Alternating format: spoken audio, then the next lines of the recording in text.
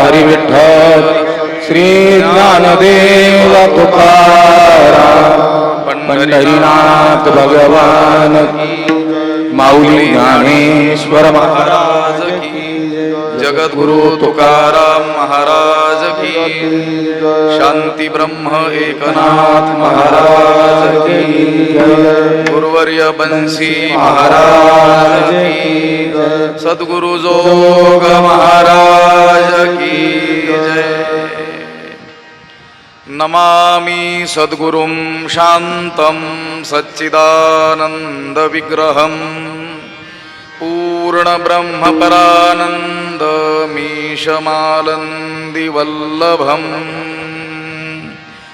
नमो सद्गुरु तुकया ज्ञानदीपा नमो सद्गुरु सच्चिदानंद रूपा नमो सद्गुरु भक्त कल्याण मूर्ती नमो सद्गुरु भास्करा पूर्ण कीर्ती। अखंड मंडलाकारं व्याप्तं येन चराचरं तत्पदं दर्शितं येन तस्मै श्री गुरवे नमः।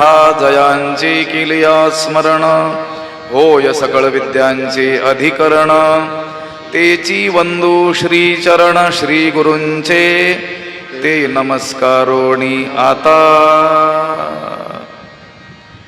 या पुण्य पावन भूमीमध्ये भगवती ज्ञानेश्वरीचं चिंतन म्हणजे ज्ञानेश्वरीच्या दुसऱ्या अध्यायाच्या शेवटचा जो भाग आहे, अर्जुनानं स्थितप्रज्ञ पुरुषाविषयी केलेली जिज्ञासा आणि त्याला उत्तर देत असताना भगवंतानं स्थितप्रज्ञ पुरुषाची सांगितलेली लक्षणं त्यावर ज्ञानोबारायांनी जो विस्तार केलेला आहे त्याचा विचार आपण गेली तीन दिवसापासून म्हणजे आज चौथा दिवस आहे।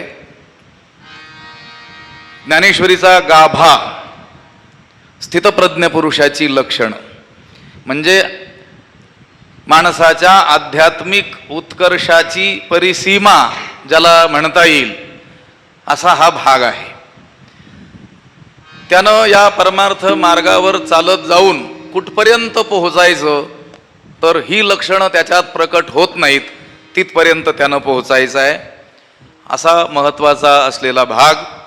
सिद्धपुरुषाची ज्ञानीपुरुषाची सहज सिद्ध असलेली लक्षणं जी प्रयत्नानं आपल्याला आपल्यामध्ये आणायची आहेत, आपली ती साधनं आहेत, त्याचा विचार आपण करतो आहोत। काल आपण विषया विनिवर्तन्ते निराहारस्य देहिनः रसवर्जम रसोप्यस्य परं दृष्ट्वा निवर्तते या श्लोकापर्यंत हा श्लोक आणि त्यावरील 2 ओव्यांचं चिंतन आपण केलेलं आहे। या श्लोकाचा सरळ अर्थ असा आहे ज्ञानोबारायांनी केल्याप्रमाणे, निराहारस्य देहिनः म्हणजे आहार न घेणारा जो मनुष्य आहे त्या मनुष्याचे रस विषय सोडून बाकीचे सर्व विषय निवृत्त होतात। रसवर्जम रस हा अपि परम दृष्ट्वा अस्य निवर्तते, पण हा रस विषय देखील निवृत्त होतो, पण कधी परब्रह्म स्वरूपाचं यथार्थ ज्ञान झाल्यानंतर। असा अर्थ ज्ञानोबारायांनी या श्लोकाचा केलेला आहे. असं आपल्याला पुढच्या भाष्यावरून लक्षात येतं. त्यावर असलेल्या 2 ओव्यांचं भाष्य ते आपण पाहिलं. आणखी काही ओव्या राहिलेल्या आहेत. आता अर्जुना आणि कही एक सांगेन ऐकी कौतिक या विषयाते साधक त्यजिती नियमे. अर्जुना, आता आणखी एक कौतिक मी तुला सांगेन, आणखी एक नवलाची आश्चर्याची गोष्ट मी तुला सांगतो, तू ऐक. या विषयाते साधक नियमे त्यजिती. साधक लोक या विषयांना निग्रहाने काय करतात? त्यागतात. या विषयांचा निग्रहानं त्याग करतात. पण श्रोत्रादी इंद्रियावरिती परिरसने नियमो न करीती ते सहस्रधा कवळीजती विषयीही. पण ते श्रोत्रादी जी इंद्रिय आहेत त्यांना आवरतात, त्यांच्या विषयापासून त्यांचा निग्रह करतात. पण रसने नियमो न करीती, परंतु आपल्या रसनेंद्रियाचा जिव्हेचा निग्रह मात्र करत नाहीत. ते इही विषयी सहस्रधा कवळी जती.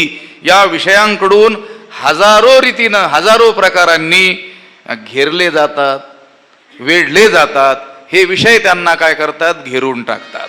भलेही त्यांनी या सर्व इंद्रियांचा म्हणजे रसनेंद्रिय सोडून अन्य इंद्रियांचा निग्रह केलेला जरी असला, पण रसनेंद्रियाचा निग्रह केलेला नसल्यामुळं ते पुन्हा हजारो रीतीनं अनेक प्रकारानं या विषयांकडून घेरले जातात. हे विषय त्यांना पछाडून टाकत असतात. कशा रीतीनं बरं? जरी त्यांनी श्रोत्रादी इंद्रियांना विषयांपासून आवरून धरलं, फक्त एकच इंद्रिय त्याचं नियमन केलं नाही, तरी देखील या विषयांनी त्यांचा पराभव कसा काय केला, किंवा हे विषय त्यांचा पराभव कसा करू शकतात, तर त्याला उदाहरण त्यांनी दिलेलं आहे. जैसी वरी वरी पालवी खुडीजे आणि मुळी उदक घालीजे तरी कैसे नाशू निपजे तया वृक्षा. जैसी पालवी वरी वरी खुडीजे. ज्याप्रमाणे झाडाची पालवी वरवर खुडून टाकली आणि मुळी उदक घालीजे, आणि मुळाशी काय घातलं? पाणी घातलं. म्हटलं ह्या वृक्षाचा नाशच करायचा आहे. आणि नाश करण्याकरिता, त्या वृक्षाचा नाश करण्याकरिता उपाय काय योजला? तर त्याची वरवर असलेली पालवी काय केली? त्यानं खोडून टाकली. आणि पुन्हा काय करतोय? त्या झाडाच्या मुळाला काय करतोय? पाणी घालतोय. मग ज्ञानोबाराय म्हणतात तरी कैसेनी नाशू निपजे तया वृक्षा. तरी तया वृक्षा नाशू कैसेनी निपजे. असं होईल तर त्या वृक्षाचा संपूर्ण नाश कसा केला जाऊ शकेल? त्या वृक्षाचा नाश करायचा असेल तर मुळासकट त्याला काय करावं लागेल? उपडून टाकावं लागेल. हा मात्र वरवर काय करतो? पालवी खुडतो आणि मुळाला काय करतो? पाणी घालतो. आता मुळाला पाणी जर घातलं तर सिंचन करिता मूळ वृक्ष ओलावे सकळ. त्या मुळाला सिंचन केलं की त्या संपूर्ण वृक्षाला काय भेटतं? पाणी भेटतं. त्याला मुळापासूनच पाणी, आहार वगैरे त्याचा जो आहे तो त्याला मिळत असतो. जैसे मूळ सिंचने सहजे शाखा पल्लव संतोषती. आणि मग कसा काय तो वृक्ष संपूर्ण नष्ट होईल? त्या वृक्षाचा नाश करण्याकरिता एखाद्यानं फक्त वरवर पालवी त्याची खोडली आणि मुळाला जर काय करत बसला? पाणी घालत बसला. हे कशासाठी सांगितलंय? हे याकरिता सांगितलं की बाकीच्या सर्व इंद्रियांचा निग्रह केला, पण मुख्य असलेलं जे इंद्रिय आहे की ज्या इंद्रियाचा निग्रह केल्यानंतरच मन स्वाधीन होणार आहे, मनाची सर्व स्थिती ज्या इंद्रियावरच काय आहे? सर्वस्वी अवलंबून आहे. त्या रसनेंद्रियाचा मात्र निग्रह केला नाही आणि बाकीच्या सर्व इंद्रियांचा निग्रह करत बसला, तरी देखील संपूर्ण इंद्रिय निग्रह त्याचा झाला असं होणार नाही. ते विषय पुन्हा त्याला काय करतील? हजारो प्रकाराने त्याला वेढून टाकतील, त्याला काय करतील? घेरून टाकतील आणि त्याचा पाडाव करतील, पराभव करतील, त्याचा काय करतील? नाश करून टाकतील. जैसी वरी वरी पालवी खुडीजे आणि मुळी उदक घालीजे तरी कैसेनी नाशू निपजे तया वृक्षा. त्या वृक्षाचा नाश होऊ शकत नाही. उलट वरवर पालवी खुडली, मुळाला पाणी घातलं तर तो वृक्ष अधिकच चांगल्या रीतीनं काय होईल? फोफावेल. तो उदकाची निबळे अधिके जैसा आडवेनी अंगे फाके तैसा मानसी विषयो पोखे रसनाद्वारे. तो म्हणजे तो वृक्ष उदकाचे निबळे अधिके, त्या पाण्याच्या जोरानं त्या माणसानं वरवर पालवी खुडली आणि मुळाला काय घालत बसला, पाणी घालत बसला. त्या पाण्याच्या जोरानं तैसा तो उदकाचे निबळे आडवेनी अंगे अधिके फाके. आडव्या अंगानं म्हणजे सर्व अंगानं अधिकच काय होतो, विस्तारतो. कोणता वृक्ष? जो नाश करायला निघालेला आहे ज्या वृक्षाचा, पण वरवर पालवी खुडलेली आहे, पण मुळाला मात्र काय घातलं, पाणी घातलं, तर त्या पाण्याच्या बळानं त्या पाण्याच्या जोरानं तो वृक्ष आडवेनी अंगे फाके, अधिकच काय होतो, जोमानं तो फोपावतो, अधिकच त्याचा काय होतो, विस्तार होतो. हे झालं उदाहरण. तैसा रसनाद्वारे मानसी विषो पोखे. अगदी त्याप्रमाणे रसनेंद्रियाच्या द्वाराने, या जिव्हेच्या द्वाराने अंतःकरणामध्ये विषय अधिक काय होतो, बळावतो. म्हणजे अंतःकरणामध्ये विषय बळावतात, त्यांचं द्वार हे रसनेंद्रिय आहे. रसनेंद्रियाचं नियमन जोपर्यंत होत नाही तोपर्यंत विषय जिंकले असं होऊ शकत नाही. तैसा मानसी विषो पोखे रसनाद्वारे. पोखे म्हणजे पुष्ट होतो तो विषय, मानसी मनामध्ये अंतःकरणामध्ये अधिकच काय होतो, पुष्ट होतो. तो विषय पुष्ट होतो याचा अर्थ तो विषय वासना रूपानं, सूक्ष्म रूपानं, संस्कार रूपानं अंतःकरणाच्या ठिकाणी जडून राहतो. विषय उपभोगला तर तो विषय नष्ट होतो स्थूल दृष्टीनं, पण तो विषय पूर्णपणे नष्ट झालेला नसतो. तर तो विषय भोगल्यानंतर संस्कार रूपानं आपल्या अंतःकरणाच्या ठिकाणी जडून राहिलेला असतो.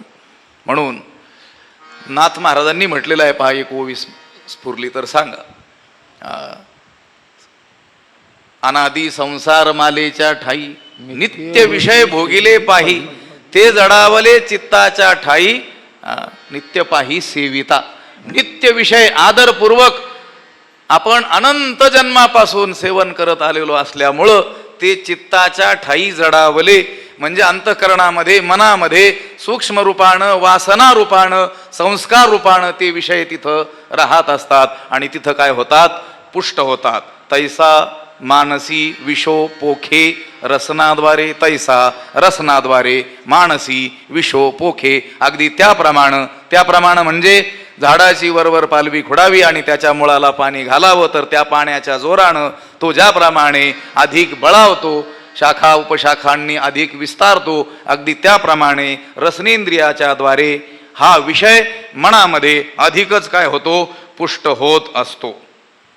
रसनाद्वारे जिव्हेच्या मार्गानं मनात विषय काय होतो, पुष्ट होतो. आणि मनामध्ये पुष्ट झालेला तो विषय इंद्रियांना काय करतो, चालना देतो, इंद्रियांना बळ देतो. कोणता विषय? मनामध्ये पुष्ट झालेला.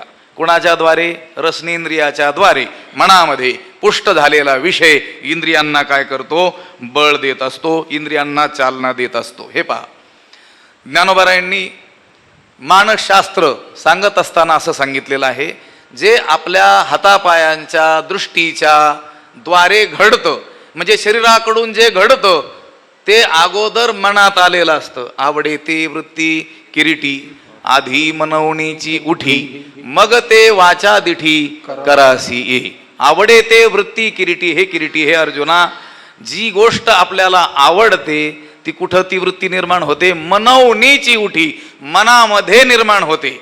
आणि मग ती मनामध्ये निर्माण झालेली ती वृत्ती हात पाय डोळे यांच्याद्वारे काय होते, प्रकट होते. अनेक वेळेस लोक म्हणत असतात, मला काय तसं बोलण्याचा माझा भाव नव्हता, पण मी बोलून गेलो. आणि आपण विश्वासही ठेवतो. लक्षात आलं का? वर पाहता हे खरंही वाटतं किंवा त्याच्या मनात काही नव्हतं, परंतु तो बोलून गेला. पण तसं नाही. ज्ञानोबारायांची ही ओवी जर खरी असेल तर ते मनात होतं आणि ते आवडलेलं होतं. ते मनात आवडलेलंच हातपाय मुख डोळे यांच्याद्वारे काय झालं, प्रकट झालं. हा, आता याला ठाऊक नसेल की हे माझ्या मनात होतं की नव्हतं. लक्षात आलं का? पण जे हात पाय डोळे कान आपल्या शरीर इंद्रियांच्याद्वारे जे प्रकट होतं ते कुठंतरी अगोदर मनामध्ये आवडलेलंच असतं. आता व्यावहारिक पातळीवर मी मगाशी बोललो की मला तसं बोलायचं नव्हतं, मला तसं म्हणायचं नव्हतं, पण सहजगत्या माझ्याकडून बोलल्या गेलं. तसं नाही, कुठंतरी सूक्ष्म रूपानं, संस्कार रूपानं, वासना रूपानं ही गोष्ट अंतःकरणाच्या ठिकाणी होती. ती फक्त आता काहीतरी निमित्त झाल्यामुळं प्रकट झाली, एवढंच आहे. असो, विषय काय आहे तर हे जे विषय अनंत काळ आपण जे भोगलेले आहेत ते स्थूल दृष्टीनं भोगून नष्ट झालेले जरी दिसत असले तरी संस्कार रूपानं चित्तामध्ये ते जडलेले असतात आणि तिथं विषय पुष्ट होतात रसनाद्वारे. म्हणून अन्य इंद्रियांचं जरी नियमन केलं आणि रसनेंद्रियाचं नियमन केलं नाही तरी त्याचा काहीच उपयोग होत नाही. करण्याच्या ठिकाणी या रसनेंद्रियाच्या द्वारे विषय काय होतात? पुष्ट होतात. तैसा मानसी विषोपोखी रसनाद्वारी. इंद्रियांची सजीवता, इंद्रियामध्ये ही चेतना जी आहे, सजीवता आहे, ते रसने अधीन सर्वथा. रसनेंद्रियाच्या अधीन पूर्णपणे ही गोष्ट आहे इंद्रियाची सचेतनता. इंद्रिय जे विषय सेवन करतात किंवा विषय सेवनाकडे प्रवृत्त होतात त्यांची ती जी सजीवता आहे ती पूर्णपणे रसनेंद्रियाच्या काय आहे? अधीन आहे. रसनाद्वारे रस घेता उन्मत्तता इंद्रिया. रसनेंद्रियाच्या द्वारे रस विषयाचं सेवन केलं की इंद्रियांमध्ये उन्मत्तपणा येतो. मातली जे इंद्रिय सत्ता जी उन्मत्त झालेली असते ती अधपतनाला आपल्याला घेऊन जाते. पण रसनेंद्रिय जर जिंकलं तर मात्र विषय जिंकले असं होतात. पण जर रसनेंद्रिय जिंकलं नाही, रसना न जिणता सर्वथा भवव्यथा चुकेना. रसनेंद्रिय जर आपण पूर्णपणे जिंकलं नाही तर ही भवव्यथा आपल्याला कधीच चुकवता येणं शक्य नाही. तैसा मानसी विषोपोखी रसनाद्वारी. आता मग काही लोक म्हणतील मग रसनेंद्रियाचं काय करू? नियमन करू. म्हणजे काय करू? निराहार राहू, उपवाशी राहू. जसं अन्य इंद्रियांचं आम्ही बळे काय केलं? हट्टपूर्वक निग्रहानं त्याचं काय केलं? नियमन केलं. तसं रसनेंद्रियाचं नियमन करू. पण रसनेंद्रियाचं नियमन अन्य इंद्रियांच्या नियमनाप्रमाणे करता येणंच शक्य नाही. अन्य इंद्रियांचं नियमन करता येणं शक्य आहे. रूपविषय जे नेत्रेंद्रिय ग्रहण करतं, आपण डोळे झाकून जरी राहिलो किंवा डोळे नसले तरीही माणूस जगतो. म्हणजे नेत्रेंद्रियांनी रूपविषयाचं ग्रहण नाही केलं, पूर्णपणे निग्रह त्या रूपविषयाचा केला तरी देखील माणूस जगू शकतो. शब्दविषय जे श्रवणेंद्रियाच्या द्वारे ग्राह्य आहेत त्या शब्दाचा उपभोग म्हणजे शब्द विषयाचा उपभोग आपण नाही घेतला, शब्द विषयाचं पूर्णपणे नियमन केलं तरी माणूस जगू शकतो. आंधळे माणसं जगत नाहीत का? बहिरे माणसं जगत नाहीत का? जगतात. घ्राणेंद्रिय, त्या घ्राणेंद्रियानं आपण गंध विषयाचं सेवन नाही केलं म्हणजे नाक दाबून मरून गेलो असं नाही, तर काही वेगवेगळे जे रोग आहेत त्याच्यामध्ये असाही एक रोग सांगितलेला आहे की त्याला नाकाने सुगंध आणि दुर्गंध याच्यातला फरकच कळत नाही. जे घ्राणेंद्रियाचं कार्य आहे तेच त्याच्याकडून घडताना दिसत नाही. काही आजाराचा प्रकार म्हणा, रोगाचा प्रकार म्हणा, तसं काहींना रोग नसला तरी सुगंध दुर्गंध कळत नसेल असेही असतील लोक. कळलं तर बरं होईल. लक्षात आलं का? पण फारसा फरक पडणार नाही, माणूस जगेल.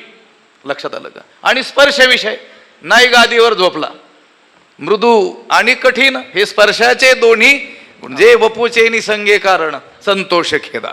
नाही गादीवर झोपला, कठीण शय्येवरती जरी झोपला तरी तो माणूस जगू शकतो. पण त्याने आहारच घेतला नाही असा माणूस जगेल का? एखादं उदाहरण सांगाल तुम्ही? कोणी खाल्लं नाही 2-3 वर्षापासून, माहीत नाही मग रात्री खातो की काय? पिनो देवदत्ता हा दिवा न भुंगते. शास्त्रामध्ये वचन येतं देवदत्त नावाचा धष्टपुष्ट माणूस दिवसा खात नाही, म्हणजेच अर्थापत्ती प्रमाणावरून रात्री खात असला पाहिजे. लक्षात आलं? पुष्टता हे तर कार्य दिसतंय, त्याचं कारण आहे आहार सेवन करणं, पण कारण तर दिसत नाही. म्हणले दिवसा खात नाही, याचाच अर्थ काय समजून घ्यायचा? रात्री खात असला पाहिजे. आहार सेवन केल्या वाचून चालू शकत नाही. रसनेंद्रियाचं पूर्णपणे नियमन आपण करू शकत नाही. म्हणून एखाद्यानं त्या रसनेंद्रियाचं नियमन करण्याचा प्रयत्न केला तर त्याचं जीवन धारणाच होऊ शकणार नाही. अन्य विषयांपासून इंद्रियांना आपण बाजूला करू शकतो. इरा इंद्रिया विषय तुटी तैसा नियमू नये रस हटी, जे जीवन हे न घटे येणे वीन. इरा इंद्रिया विषय तुटे. इतर इंद्रिय रसनेंद्रिय सोडून अन्य जी इंद्रिय आहेत त्या इंद्रियाचे विषय सुटू शकतात. अभ्यास जर केला तर त्या इंद्रियांचे विषय काय होऊ शकतात? सुटू शकतात. त्या इंद्रियांचा काय होऊ शकतो? निग्रह होऊ शकतो. येरा इंद्रिया विषय तुटी तैसा नियमू नये रस हटी. तैसा रस हटी नियमू नये. त्याप्रमाणे या जिव्हेच्या विषयाचे रसनेंद्रियाच्या विषय म्हणजे रस, त्याचं निग्रहाने नियमन करता येणार नाही. येरा इंद्रिया विषय तुटी. रसनेंद्रिय सोडून अन्य जे इंद्रिय आहेत त्यांचं नियमन करता येणं शक्य आहे, पण रसनेंद्रियाचं त्याप्रमाणे नियमन निग्रहानं हट्टपूर्वक बळजबरीनं करता येणं शक्य नाही. त्याचं कारण सांगितलं. जे म्हणजे कारण. जीवन हे न घटे येणे वीण. जे कारण येणे वीण. येणे वीण या रसविषयाशिवाय जीवन न घटे, जगणंच होणार नाही. आता आली का पंचायत? रसनेंद्रियाचं सर्वथा नियमन करता येणं शक्य नाही, कारण त्याच्याशिवाय जगणंच होणार नाही. बरं, रसनेंद्रिय सोडून अन्य इंद्रियांचं नियमन करावं, रसनेंद्रियाचं नियमन न करावं, तर पुन्हा हे विषय हजारो प्रकारानं त्या साधकाला म्हणजे त्या मनुष्याला काय करतात? कवळून टाकतात, घेरून टाकतात. मग करायचं तरी काय? उपाय काहीतरी असेल ना? हो, उपाय आहे. उपाय सांगायलाच बसलेले आहेत ज्ञानोबा. लक्षात आलं का? आपल्याला ज्ञानोबा यांनी जे स्पष्ट केलेलं आहे, अगदी भगवंताकडून सुद्धा त्या युद्धाच्या धामधुमीत सांगायचं राहून गेलं असेल, किंवा रात्री बाबा म्हटले त्याप्रमाणे अर्जुन हा प्रज्ञाकांत असल्यामुळं, तवरून तपेलं ओळखणारा असल्यामुळं त्याला भगवंताला काय म्हणायचंय, वक्तुरिच्छा तात्पर्यम, त्या वक्त्याची इच्छा काय आहे हे जाणणं त्याला तात्पर्य म्हणतात. ते तात्पर्य कदाचित त्यानं ओळखलं असेल, पण ते तात्पर्य जाणण्या इतकी शक्ती आपल्यात नसल्यामुळं हे जाणून ज्ञानोबरायांनी काय केलेलं आहे? सगळ्या गोष्टी स्पष्ट करून टाकलेल्या आहेत. इरा इंद्रिया विषय तुटे तैसा नियमू नयी रस हटी. जे जीवन हे न घटे येणे वीन. रसनेंद्रियाखेरीज इतर 4 श्रोत्रादी ज्ञानेंद्रियांचा निग्रह आपण करू शकतो, पण या रसनेंद्रियाचा त्याप्रमाणे सर्वथा निग्रह करता येणं शक्य नाही. कारण हे जीवन येणे विन न घटे टिकत नाही. हे घडूच शकत नाही. हे पहा, माणसाला जगण्याकरिता थोडंफार तरी काय करावं लागेल? खावंच लागेल. थोडंफार म्हणजे फार थोडं खाल्लं तरी काय हरकत नाही, पण थोडंफार खावं लागेल. त्याच्याशिवाय चालूच शकत नाही. हे मी बोलून गेलो. डोळ्यांनी नाही पाहिलं हरकत नाही, कानांनी काही ऐकलं नाही हरकत नाही, नाकाने सुवास घेतला नाही हरकत नाही, गादीवर मौशय्येवर मृदुशय्येवर झोपला नाही, काही माणसाचं आडू शकत नाही. पण रस विषयाचं सेवन केलं नाही तर मात्र तो जगूच शकत नाही. जे जीवन हे न घटे येणे वीण, त्याच्याशिवाय माणूस जगूच शकत नाही. असं असलं तरी देखील या रसविषयाचाही निग्रह होऊ शकतो, पण कधी होऊ शकतो?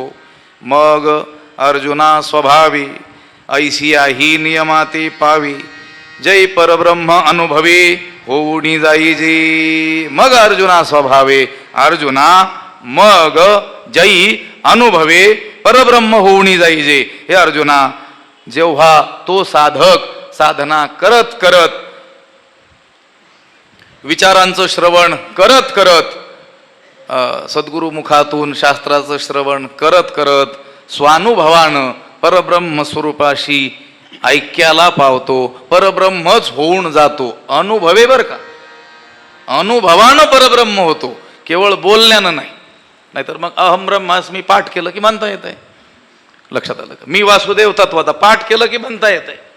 पण अनेक वेळेस अहम ब्रह्मास्मी म्हणता म्हणता हॉटेलात देखील चहा पिता येतोय. लक्षात आलं का? होऊ शकतं की नाही? अनुभवे, अनुभवाच्या अंगानं तो साधक ज्या वेळेस परब्रह्म स्वरूपाशी ऐक्याला प्राप्त होतो, ऐशिया ही स्वभावे नियमाते पावे, अशाचेही म्हणजे या रस विषयाचं सुद्धा सहज नियमन होऊ शकतं. असं नाही रस विषयाचं नियमन केलं मग परब्रह्म स्वानुभवानं तो होईल, असं नाही. ज्यावेळेस तो स्वानुभवानं परब्रह्म रूप होऊन जाईल, ब्रह्मरस गोडी तयासी फावली, वासना निमाली समूळ ज्याची, त्या ब्रह्मरसाचा तो आनंद ज्या वेळेस घेईल त्यावेळेस त्याला या रस विषयातील आनंदच येणार नाही. आणि मग या विषयाचं सुद्धा त्याच्याकडून काय होईल? नियमन केलं जाईल. म्हणजे याचा अर्थ तो खाणं सोडून देईल का? नाही. जीवनमुक्त झालेला महात्मा, बोधसंपन्न झालेला महात्मा, अनुभवानं परब्रह्माशी एकरूपतेला पोहोचलेला महात्मा, मग तो काय आपल्यासारखं खाणं पिणं सोडून देतो का? नाही, खाणं पिणं तो सोडून देत नाही. पण आपण खाण्यापिण्यात जो आनंद मानतो तो आनंद आता तो खाण्यापिण्यात शोधत नाही. फक्त या स्थूल देहाचं पोषण व्हावं, धारण व्हावं म्हणून तो औषधाप्रमाणे अन्नाचं काय करतो? भिक्षौषधम भुंजताम. भगवान भाष्यकारांनी 40 नियम सांगितलेले आहेत 5 मोठमोठ्या श्लोकामध्ये. तर त्या संन्यासी लोकांना सांगताना असं सांगितलेलं आहे की अन्न सेवन करा, भिक्षान्न सेवन करा, पण औषधाप्रमाणे सेवन करा. माणसं औषध आवडीनं खातात का हो? कोणते आवडीनं औषध खातात असं आहे का? रोग दूर झाला तरी खूपच आवडलं औषध म्हणून 4-2 बाटल्या आणूनच ठेवल्या, असं कोणी आहे का? असेल पण शहाणा नसेल. शहाण्या माणसांचं विचारतोय मी. औषध माणूस सेवन करतो रोग दूरीकरणार्थ. अगदी त्याप्रमाणे क्षुधा तृषारूपी रोग दूर करण्याकरिता भिक्षारूपी अन्न ते औषध त्याचं काय करा म्हटले? सेवन करा. तो जीवनमुक्त महात्मा सुद्धा केवळ आता जीवनमुक्ती उत्तर काळामध्ये प्रारब्ध आहे तोपर्यंत जगायचंय म्हणून काय करत असतो? त्या अन्नाचं सेवन करत असतो औषधाप्रमाणे. जसं तुका म्हणे मुक्ती परिणिली नोवरी, आता दिवसचारी खेळीमिळी. आता जीवनमुक्त झाल्यानंतरही राहिलेला जो काळ आहे, प्रारब्ध संपत नाही तोपर्यंत देह राहणार आहे, त्या काळामध्ये तो जे विषयाचं सेवन करील ती फक्त शरीराची देहाची आवश्यकता म्हणून तो काय करणार आहे? सेवन करणार आहे. तुकाराम महाराज याच अवस्थेमध्ये असताना सांगतात की आम्ही कशाशी काय खातो? त्या मुक्त पुरुषाकडून सुद्धा रस विषयाचं सेवन केलं जाईल, पण ती केवळ आवश्यकता म्हणून केलं जाईल. त्याच्यात आनंद तो शोधणार नाही. शोधत असेल तर समजायचं तो काही मुक्त नाही. लक्षात आलं का? मुक्त शब्दाला एक पर्यायी शब्द आहे, बद्ध आणि मुक्त. बद्ध म्हणजे बांधलेला आणि मुक्त म्हणजे मोकळा. त्याला आणखी एक शब्द आहे मोकार. लक्षात आलं का? मोकाट तो जरा वेगळ्या अर्थी वापरला जातो, तसं म्हणावं लागेल. जर त्याच्यात तो काय शोधत असेल? आनंद शोधत असेल. तुम्ही कदाचित पाहिलंय की नाही कुणास ठाऊक, आमचे श्री गुरु स्वामीजी महाराज, स्वामी भारतानंदगिरीजी महाराज किंवा बरीचशी संन्यासी मंडळी, त्यांच्याकडे ते अन्न ग्रहण करण्याकरता पात्र असतं समुद्र फळापासून तयार केलेलं, कटोरा म्हणतो आपण त्याला. त्याच्यातच सगळे पदार्थ टाकून काय करत असतात? ते खात असतात. आपण म्हटलो शिरा आहे, टाक त्याच्यातच. भाजी आहे, टाक त्याच्यातच. लोणचं टाक त्याच्यातच. आणि ते सगळं काय करायचं? एकत्र करून किंवा त्याच्यातूनच काय करायचं? सेवन करायचं. आता आपलं वेगळं आहे. आपल्या ताटाला वेगवेगळे कप्पे असतात. जास्त कप्प्यांचं ताट आपल्याला आवडत असतं, किंवा कप्प्याचं ताट नसेल तर मग त्याच्यात वाट्या असतात वेगवेगळ्या. असं ऐकलंय आम्ही, अजून पाहण्याचा काही योग आला नाही. म्हणतात मोठ्या लोकांकडं जे जेवण असतं किंवा ते जे जेवतात त्यांची जेवण्याची जी तऱ्हा किंवा प्रकार आहे, रीती आहे, वेगवेगळ्या वाट्या असतात वेगवेगळे पदार्थ वाढण्यासाठी. त्याच्यात एक वाटी असते असं म्हणतात, त्याच्यात दुसरा कोणताच पदार्थ नसतो, फक्त पाणी ठेवलेलं असतं, गरम पाणी ठेवलेलं असतं. कशासाठी? म्हणजे शेवटी हात धुण्याकरता नाही. एक पदार्थाची चव घेतली, आता दुसऱ्या वाटीत हात बुडवण्याच्या आधी हात धुवायचा, कारण ती चव मिक्स होऊ नये म्हणून. इतकं जपतो आपण. लक्षात आलं का? महात्म्यांचं मात्र काय आहे वेगळं. मी आमच्या गुरुवर्यांचं सांगत होतो, ते सगळं एकत्र करूनच काय करतात, सेवन करतात. आता त्यांची भाषा आहे, त्यांच्या भाषेतच सांगतो, जसं बोललेले आहेत तसंच. ते म्हणतात हे पोट म्हणजे एक कुत्रा आहे. कुत्र्याला भूक लागली की ते भुंकतं, भो भो करतं. 2 भाकरी टाकून दिल्या की संध्याकाळपर्यंत पुन्हा झंझट नाही. असं आहे. आता त्यांच्या जेवणाची पद्धती पाहिली असेल, राम महाराजांनी पाहिलेली आहे, नंदबाबांनी पाहिलेली असेल. पटकन खाऊन घ्यायचं नाही, आपल्या कामाला लागायचं. आपल्यात आणि त्यांच्यात मोठा फरक आहे. लक्षात आलं का? आणि हाच फरक आहे. लक्षात आलं का? हा फरक मिटला तर मग काय, मुक्त होता परी आपण मुक्तच आहोत. असो. मग अर्जुना स्वभावे ऐसिया ही नियमाती पावे. हे अर्जुना, जेव्हा तो साधक स्वानुभवानं परब्रह्म स्वरूपाशी एकरूप होऊन जाईल, त्यावेळेस या रस विषयाचं देखील काय होईल, सहजच नियमन होईल. त्या विषयाचं नियमन करण्याकरिता त्याला वेगळा प्रयत्न करावा लागणार नाही. सहजच त्याच्याकडून त्या विषयाचं काय केलं जाईल, नियमन केलं जाईल. आता भगवत स्वरूपाच्या चिंतनामध्ये अखंड तो रत असल्यामुळं चिंतनेची धाली न लगे अन्न पाणी, तुका म्हणे मनी समाधान. समाधानाकरिता अन्न पाण्यावर अवलंबून राहण्याची गरज नाही. सुखाकरिता अन्न पाण्यावर अवलंबून राहण्याची गरज नाही. मी बोललो तो मुक्त झाला म्हणजे लगेच खाणं पिणं, त्याचं श्वास घेणं पाहणं, तोही नेत्री पाहे, श्रवणी ऐकतो आहे, तोही डोळ्यानेच पाहतो, तोही कानानेच ऐकतो, तोही पायानेच चालतो, सर्व व्यवहार आपल्यासारखा करतो, पण तिथीचा नव्हे, त्या ठिकाणचा तो नसतो. आपण मात्र अन्न जे सेवन करतो रसनी इंद्रियाच्या द्वारे, ते सुखबुद्धीनं करतो. आणि तो महात्मा केवळ शरीराची आवश्यकता म्हणून करतो. आता त्याला सुखाकरिता या रस विषयावरती किंवा कोणत्याच विषयावरती अवलंबून राहण्याची आवश्यकता नसते. दैवास्तव देहाचे पाळण, ऐसा निश्चय परिपूर्ण, जो चिंतिना देह भरण, तो महायोगी जाण दैवयोगी. दैवास्तव देहाचे पाळन, देहाचं पाळन तोही करतो, आपणही करतो, पण तो दैवास्तव देहाचे पाळन, आणि आपण मात्र सुखबुद्धीनं देहाचं पाळन. भगवान आचार्यांचा एक श्लोक मला आठवतोय, विवेक चूडामणी मधला. साधकांकरता त्यांनी सांगितलेला आहे, जो शरीर पोषणामध्ये रत आहे आणि तरी देखील म्हणतो की मी हा भवसागर तरुण जाईल, तर त्याचं ते म्हणणं किंवा त्याची ती समजूत कशी आहे, तर एखाद्या नदीमध्ये मगर चाललेली आहे आणि हा त्या नदीमध्ये अडकलेला आहे, पूर आलेला आहे आणि त्याला वाटतंय लाकडाचा ओंडका वाहत आलेला आहे, आणि त्या मगरीला लाकडाचा ओंडका समजून त्यानं घट्ट पकडलं आणि आता मी तीरावर सुखरूप पोहोचेल असं समजणारा जो आहे, अगदी त्याच्या त्या मूर्ख समजुतीप्रमाणे त्या साधकाची समजूत आहे की जो साधक शरीर पोषणामध्ये लागलेला आहे, म्हणजे रस विषयामध्ये अडकलेला आहे आणि तरी समजतोय की मी परब्रह्म स्वरूपाशी एकरूपतेला पोहोचेल. लक्षात आलं का? ग्राहम दारुधिया धृत्वा नदी तरतुम स इच्छती. शरीर पोषणार्थी सन, शरीराचं पोषण करत असूनही मी हा भवसागर तरुण जाईल अशी इच्छा करणारा त्या माणसाप्रमाणे मूर्ख आहे जो माणूस त्या मगरीला दारुधिया, दारू म्हणजे लाकूड, धिया म्हणजे बुद्धी, हे लाकूड आहे अशा बुद्धीनं घट्ट धरून मी ही नदी तरुण जाईल अशी काय करतोय, आशा बाळगतोय.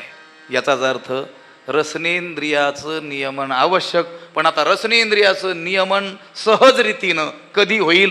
ज्यावेळेस तो साधक परब्रह्म स्वरूपाशी ऐक्याला, त्या बोधाला काय होईल? पोहोचेल. मग अर्जुना स्वभावे ऐसिया ही नियमाती पावी, जै परब्रह्म अनुभवी होऊनी जाई जे. अनुभवानं म्हटलंय बरं का, केवळ शब्दज्ञान झालं म्हणजे मग त्याने रसनेंद्रिय जिंकलं असं होणं शक्य नाही. नाहीतर मग तुकाराम महाराज जरा खडतर भाषेत बोललेले आहेत, लक्षात आलं. पुराणिक म्हणविती जाणूनी कांदे ते भक्षिती. पुराणामध्ये वर्णन आलं, कांदा हा निषिद्ध पदार्थ आहे आणि त्याचं वर्णन त्या पुराणिक बुवानी अगदी अस्खलित भाषेत केलं. आणि मग पुराण संपल्यानंतर जेवायला गेले तर हे पुराणात सांगत असताना तिकडं स्वयंपाक करणाऱ्या त्या माता माऊलीनं ह्या बाबांना कांदा चालत नसावा असं समजून बिना कांदा लसणाची भाजी केली आणि मग ती वाढली तर याला चवच आली नाही. आणि मग म्हटलं कांदा टाकला की नाही? ते म्हटले बुवा तुम्ही सुरुवातीलाच सांगितलं, त्यावेळेस मी स्वयंपाक करत होते, ऐकलं, तर तुम्हाला चालत नसेल असं मला वाटलं. ते म्हटले नाही नाही, कांद्याशिवाय तर जमणारच नाही.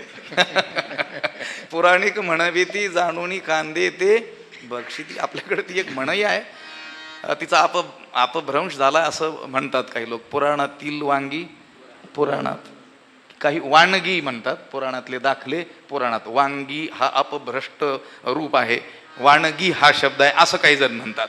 आणि काहींनी असा अर्थ लावलेला आहे की वांगे सुद्धा निषिद्ध मानलेले आहेत, पुराणात सांगितलेलं आहे, पुराणिकही सांगतो, तो विषय आल्यानंतर सांगावंच लागतं. परंतु मग नंतर त्याला जर सांगितलं तुम्हीच सांगितलं म्हणून वांग्याची भाजी केली नाही, म्हणजे तुम्ही पुराणात सांगितलं म्हणून तुम्ही वांगे निषिद्ध मानत असाल म्हणून ती भाजी केली नाही, तो म्हणतो पुराणातले वांगे पुराणात. असंही लावा, काय हरकत नाही. मग अर्जुना स्वभावी ऐसिया ही नियमाती पावी, जय परब्रह्म अनुभवे होऊनी जायचे. अनुभवाच्या अंगानं तो परब्रह्म स्वरूपाशी ऐक्याला ज्यावेळेस पोहोचतो त्याच वेळेस त्या सहज त्याचं रस विषय काय होतो? जिंकल्या जातो. रसनाय रसाविते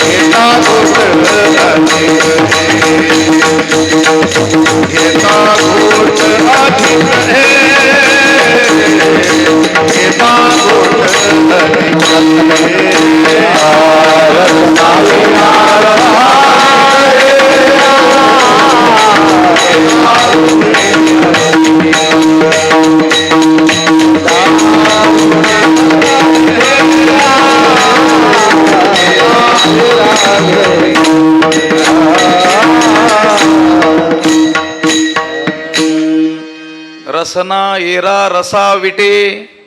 रसना रसनेंद्रिय, एरा रसा अन्य जे रस आहेत, नाम रस ब्रह्मरस सोडून त्याला ती विटते. पण कधी? घेता घोटे अधिक हे अधिकाधिक नामचिंतन, नामामृताचं सेवन. अमृताहुनी गोड नाम तुझे देवा, किंवा जिव्हे गोड तीन अक्षरांचा रस, अमृत जयास फिके पुढे. म्हणजे जे अमृत आता आपल्याला डोळ्यानंही पाहणं न होणारं अमृत, ते सुद्धा ज्या नामरसापुढे काय आहे? फिका आहे. ते अधिकात अधिक आपण ज्यावेळेस सेवन करू त्यावेळेस या रसाला ही रसना काय होईल? रामरसाची चवी. रामरसाची चवी आण रस रुचती केवी, ज्याला भगवन नामाच्या रसाचा अनुभव आलेला आहे त्याला आनरस किंवा आमरस ती रुचती केवी लक्षात आलं का? दुसरे रस कसे रुचतील असो. जय परब्रह्म अनुभवे होऊनी जायचे. जेव्हा तो अनुभवाच्या अंगानं परब्रह्म स्वरूपाशी एकरूपतेला पोहोचतो तेव्हा हे अर्जुना ऐसिया ही नियमाते पावे. अशा ही विषयाचं म्हणजे रस विषयाचं सहज काय होऊ शकतं, नियमन होऊ शकतं.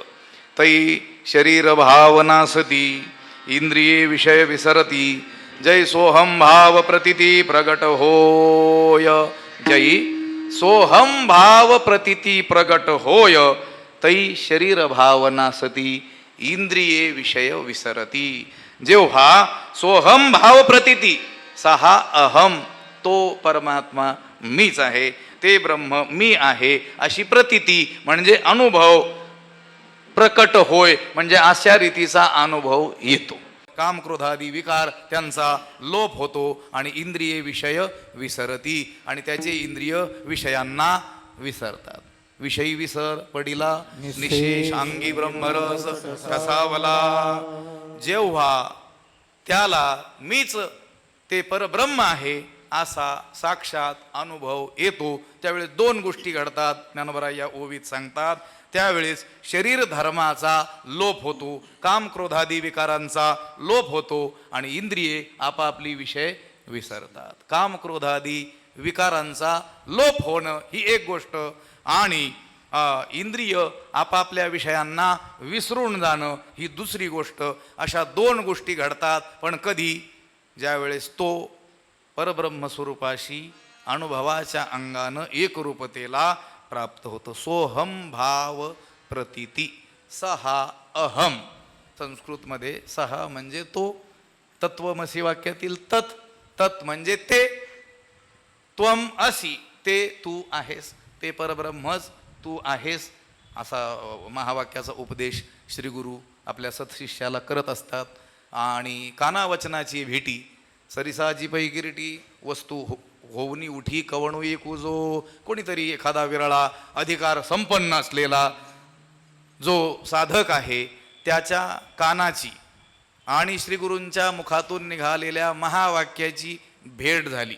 फक्त त्याच्या कानावरती गोष्ट पडली तत्क्षणी वस्तू होऊनी उठी कवण एकू. जो परब्रह्म स्वरूपाशी तो ऐक्याला काय होतो, प्राप्त होतो. त्याला अनुभवाच्या अंगानं मी परमात्म स्वरूप आहे हे कळतं. त्यावेळेस या दोन गोष्टी घडतात. शरीर धर्माचा शरीर भावना सती काम क्रोधादी विकारांचा लोप होतो आणि इंद्रिय आपापले विषय काय होतात, विसरतात. शरीर भावना सती देह व्यापार शरीर धर्म हे शरीरातील काम क्रोधादी विकार हे काय होतात, लोप पावतात. काम क्रोधादी विकारांचा समूळ लोप त्याच वेळेस होतो. काम क्रोधा नाही झाली भूती झाली समता. त्याच वेळेस त्यांचा पूर्णपणे लोप होतो ज्या वेळेस तो परमात्म स्वरूपाशी ऐक्याचा अनुभव घेतो. आणि इंद्रिय विषय विसरती. इंद्रिय आपापल्या विषयांना काय होतात, विसरून जातात. विषय तो त्यांचा झाला नारायण. त्यांचा विषयच नारायण होऊन जातो. त्यांचा विषय राहत नाही. त्यांच्या सगळ्या इंद्रियांचा एकमेव विषय किंवा सर्व अंतकरण वृत्तीचा एकमेव विषय पांडुरंग तो नारायण होऊन जातो. तुका म्हणे बाह्य रंगी तो विठ्ठला, अंतरी निवाला ब्रह्मरसे, अंतरी निवाला ब्रह्मरसे. तुका म्हणे बाह्य रंगी तो विठ्ठला, अंतरी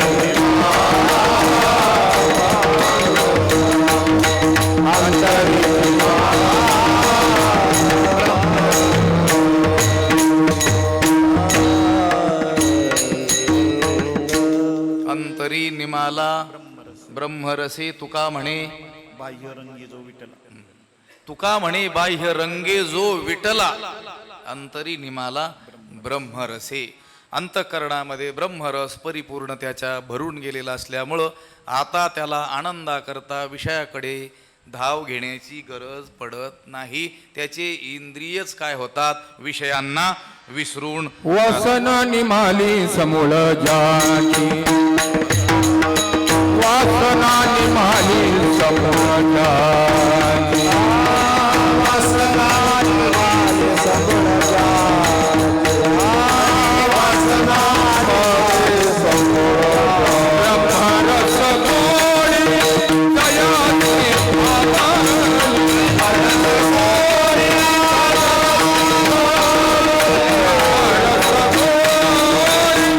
दयाची भावाली, ब्रह्मरस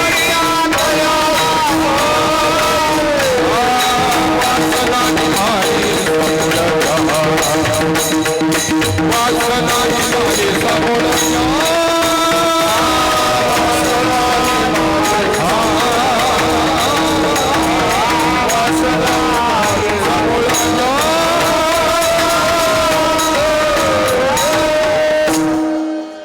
ब्रह्मरस गोडी तयासी फावली, वासना निमाली समूळ ज्याची, ज्याची समूळ वासना नष्ट होऊन गेली त्याला ब्रह्मरस गोडी प्राप्त झाली. इथं विषय तोच आहे, ब्रह्मरस गोडी ज्याला प्राप्त झाली त्याची समूळ वासना निमाली.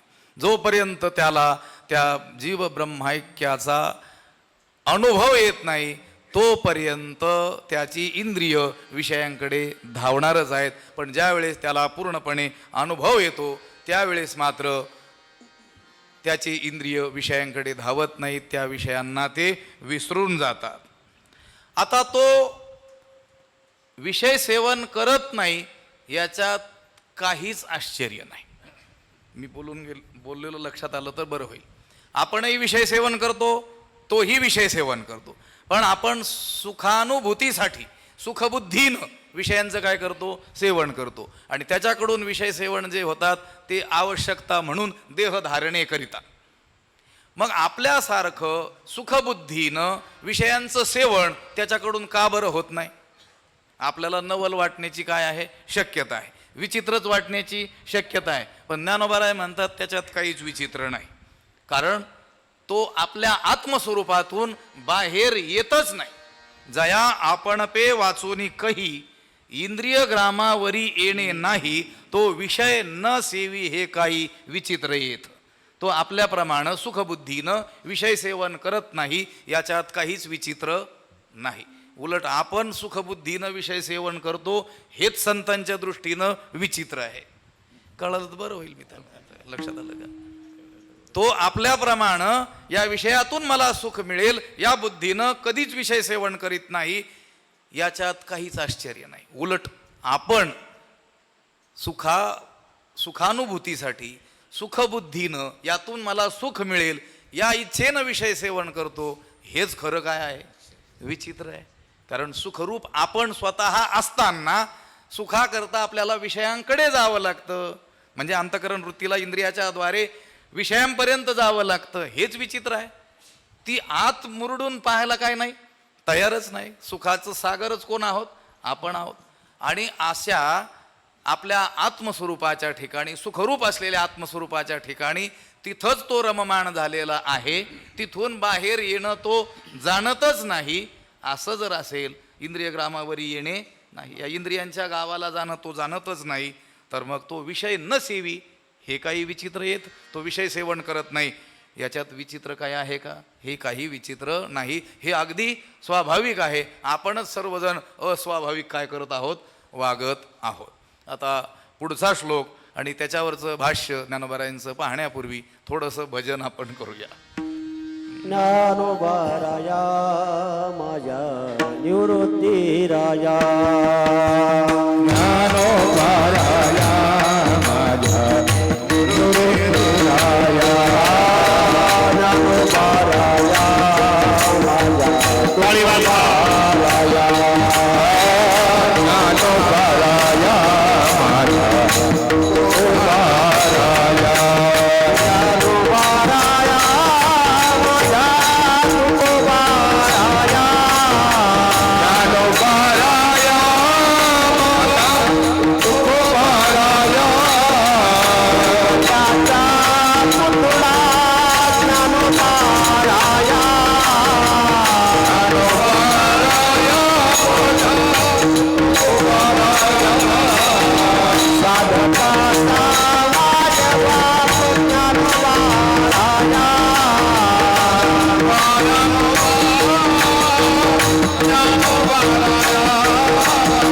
सर्व घटे सुख दुःख ज्ञानोबाराया सर्वाभूती सुख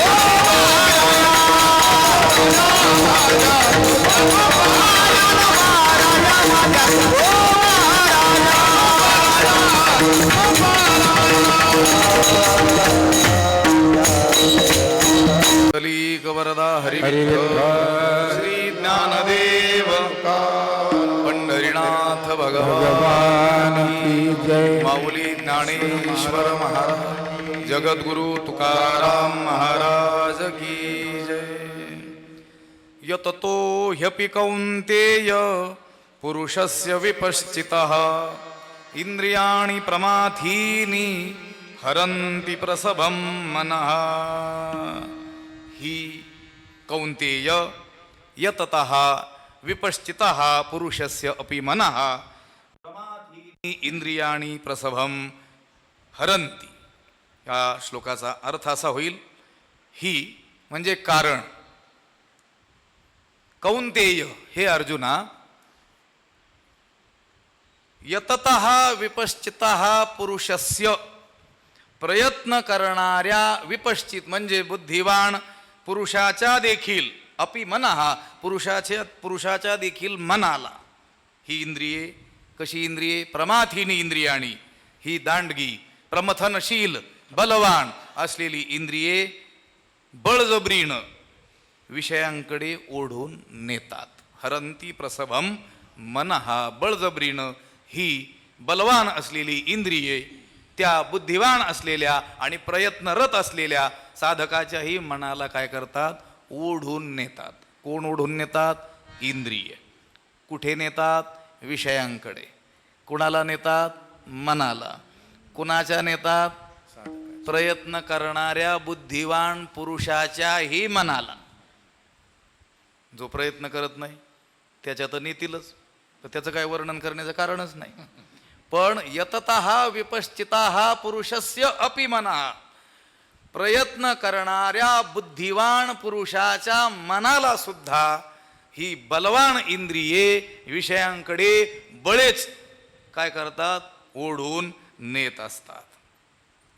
हे पहा, आतापर्यंत जी काही लक्षणं सांगितली, असं सांगितलं की मनाला जर स्थिर ठेवलं तर मग काय होईल, प्रज्ञास्थैर्य लाभेल. मनाला जर आपल्या स्वाधीन ठेवलं तर आपल्या बुद्धीला देखील स्थिरता प्राप्त होईल आणि ती परमात्म स्वरूपामध्ये काय होईल, स्थित होईल. म्हणजे स्थितप्रज्ञत्व आपल्याला काय होईल, प्राप्त होईल. मग जर मनाला स्वाधीन ठेवल्यानंच जर प्रज्ञा स्थैर्य किंवा स्थितप्रज्ञत्व प्राप्त होत असेल तर मग इंद्रियांना स्वाधीन ठेवण्याची काय आवश्यकता. फक्त काय करायचं, मनाला स्वाधीन ठेवायचं. मनाला स्वाधीन ठेवलं की स्थितप्रज्ञत्व प्राप्त झालंच समजायचं. मग इंद्रियांचं दमन करण्याचं काय कारण आहे, इंद्रिय दमनासाठी प्रयत्न कशाला करायला पाहिजे, अशी जर आशंका आली तर हा जो श्लोक आहे याच्यात उत्तर दिलेलं आहे. ते मन या इंद्रियांना काय करणार, बळजबरीनं त्या विषयांकडे काय करणार, ओढून नेणार. म्हणून बुद्धिस्थैर्याची इच्छा, आपली प्रज्ञा स्थिर असावी अशी इच्छा असणाऱ्या साधकानं प्रथमतः आपली इंद्रिय काय केली पाहिजेत, स्वाधीन केली पाहिजेत.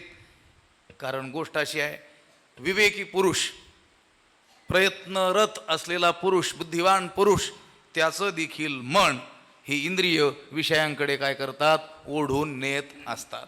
सामान्याच्या मनाला ही इंद्रिये ओढून नेतील, विषयांकडे ओढून नेतील, यात काही नवल नाही. पण प्रयत्न करणारा आणि बुद्धिवान म्हटलेला, विपश्चिता, बुद्धिवान असलेला, आणि नुसता बुद्धिवान नाही, प्रयत्न करणारा बुद्धिवान. काय प्रयत्न करणारा? या इंद्रिय निग्रहाचा, मनोनिग्रहाचा प्रयत्न करणारा सुद्धा बुद्धिवान मनुष्य, साधक, त्याच्याही मनाचं हे बलवान इंद्रिय काय करतात, हरण करतात, म्हणजे त्याला ओढून त्याला विषयाकडे नेत असतात. हे पहा, त्या स्मृतीमध्ये एक श्लोक आलेला आहे, मात्रा स्वस्त्रा दुहित्रा वा न विविक्तासनो भवेत बलवानमिंद्रिय ग्रामो विद्वांसमपि कर्षति. विद्वानाच्या मनाला सुद्धा किंवा इंद्रियांना विचलित करत असतात. बलवान इंद्रिय ग्रामो, ही इंद्रिय ही काय आहेत, अत्यंत बलिष्ठ आहेत.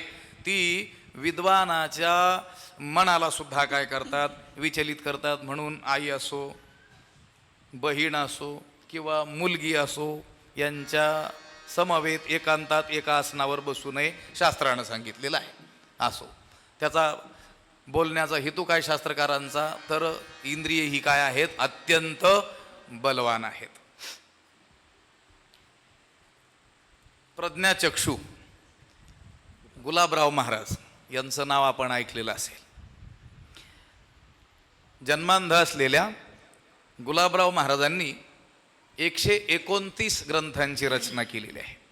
वेगवेगळ्या भाषेत आहेत, संस्कृत, प्राकृत, हिंदी आणि अयोध्याकडे बोलली जाणारी कोणती भाषा आहे, अवधी, त्या भाषेमध्ये सुद्धा त्यांची ग्रंथरचना आहे. ज्ञानोबारायांचं जे चित्र आपण पाहतो, फेटा घातलेलं, असं सुंदर रीतीनं त्यांचा सन्मान केलेला आहे, असे पाटावर ते बसलेले आहेत, ते चित्र त्यांनी रेखाटलेलं आहे, पेन्सिल पोर्ट्रेट. आणि त्यांना ज्ञानोबाराय त्या अवस्थेत कधी दिसले, म्हणजे कोणत्या अवस्थेतील ज्ञानोबारायांचं ते चित्र आहे, तर ज्ञानोबाराय ज्यावेळेस तीर्थयात्रा नामदेवरायांसह करायला गेले होते, तर काशी क्षेत्रामध्ये प्रवेश करण्याच्या पूर्वी काशी क्षेत्रातील विद्वानांना आदल्या दिवशी स्वप्नात जाऊन काशी विश्वेश्वरानं सांगितलं होतं की माझे अत्यंत जिवलग असलेले ज्ञानोबाराय श्री विष्णूचा अवतार ते काशी क्षेत्रात येत आहेत, त्यांचा उचित सन्मान करावा. त्यावेळेस त्यांनी केलेला तो सन्मान, आणि त्या अवस्थेमध्ये असलेले ज्ञानोबाराय ध्यानावस्थेमध्ये गुलाबराव महाराजांना दिसले. गुलाबराव महाराजांना मधुराद्वैताचार्य तर म्हणतातच, पण ज्ञानेश कन्या हे त्यांचं काय आहे, नाव आहे. स्त्री भावामध्ये ते सतत असायचे. मी ज्ञानोबारायांची मुलगी आहे किंवा कृष्ण पत्नी आहे, असा त्यांचा काय असायचा, भाव असायचा. आणि त्यांनी जी मांडणी तत्वज्ञानाची केली त्याला मधुराद्वैत असं काय आहे, नाव आहे. त्यांचं एक वाक्य तर प्रसिद्धच आहे आपल्या वारकरी संप्रदायाविषयी. ते म्हटले, हा वारकरी संप्रदाय एक दिवस विश्वधर्म होईल यात शंका नाही. त्यांचं स्मरण करण्याचं कारण काय आहे, तर त्यांचे जे अनेक ग्रंथ आहेत त्या सगळ्या ग्रंथांमध्ये जणू काही प्रवेशद्वार म्हणावा असा त्यांचा एक साधुबोध नावाचा ग्रंथ आहे. प्रश्न उत्तर रूपानं असलेला 700-800 काही प्रश्न असतील त्यांनी उपस्थित केलेले, किंवा त्यांना प्रसंगी साधकांनी संसारिकांनी विचारलेले. तर त्याच्यात त्यांना विचारलेलं आहे की तुमच्या दृष्टीनं शहाणा कोण, तुम्ही शहाणा कोणाला म्हणता. तर ते म्हणतात, मनावर जो विश्वास ठेवत नाही त्याला मी शहाणा म्हणतो.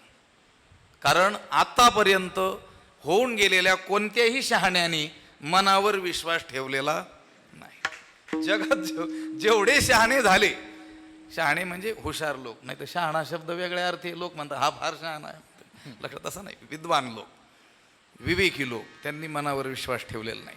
भगवान शंकराचार्यांचे जे अनेक ग्रंथ आहेत त्याच्यात देखील एक प्रश्नोत्तर मणिरत्नमाला किंवा प्रश्नोत्तरी या नावाचा ग्रंथ आहे. प्रश्न उत्तर टाईपच तो ग्रंथ आहे. थोडक्यात प्रश्न आणि थोडक्यात उत्तर. तर त्याच्यात त्यांनी प्रश्न केलेला आहे किंवा संन्यासी महात्म्यांनी त्यांना प्रश्न केलेला आहे असेल, जितम जगतकेन, हे जग कुणाकडून जिंकल्या गेलं, तर त्याचं उत्तर त्या प्रश्नापेक्षा कमी शब्दात दिलेलं आहे. मनो ही एन, ज्यानं मन जिंकलं त्याने जग जिंकलं. लक्षात आलं का? हे मन असं काय आहे, अतिशय विचित्र आहे. आता मनाविषयी सर्वच संत वाङ्मयामध्ये आपल्याला विपुल प्रमाणामध्ये संदर्भ आढळतील. बंध आणि मोक्ष हे केवळ कशावर अवलंबून आहे? मनावर अवलंबून आहे. मन करारे प्रसन्न, सर्वसिद्धीचे कारण, मोक्ष अथवा बंधन, सुख समाधान इच्छा ते. मने प्रतिमा स्थापिली, मने मन पूजा केली, मने इच्छा पुरविली, मन माऊली सकळांची, मन गुरु आणि शिष्य करी आपुलेची दास्य, प्रसन्न आपापणास गती अथवा अधोगती, साधक वाचक पंडित श्रोते वक्ते ऐका मात, नाही नाही आण दैवत तुका म्हणे दुसरे.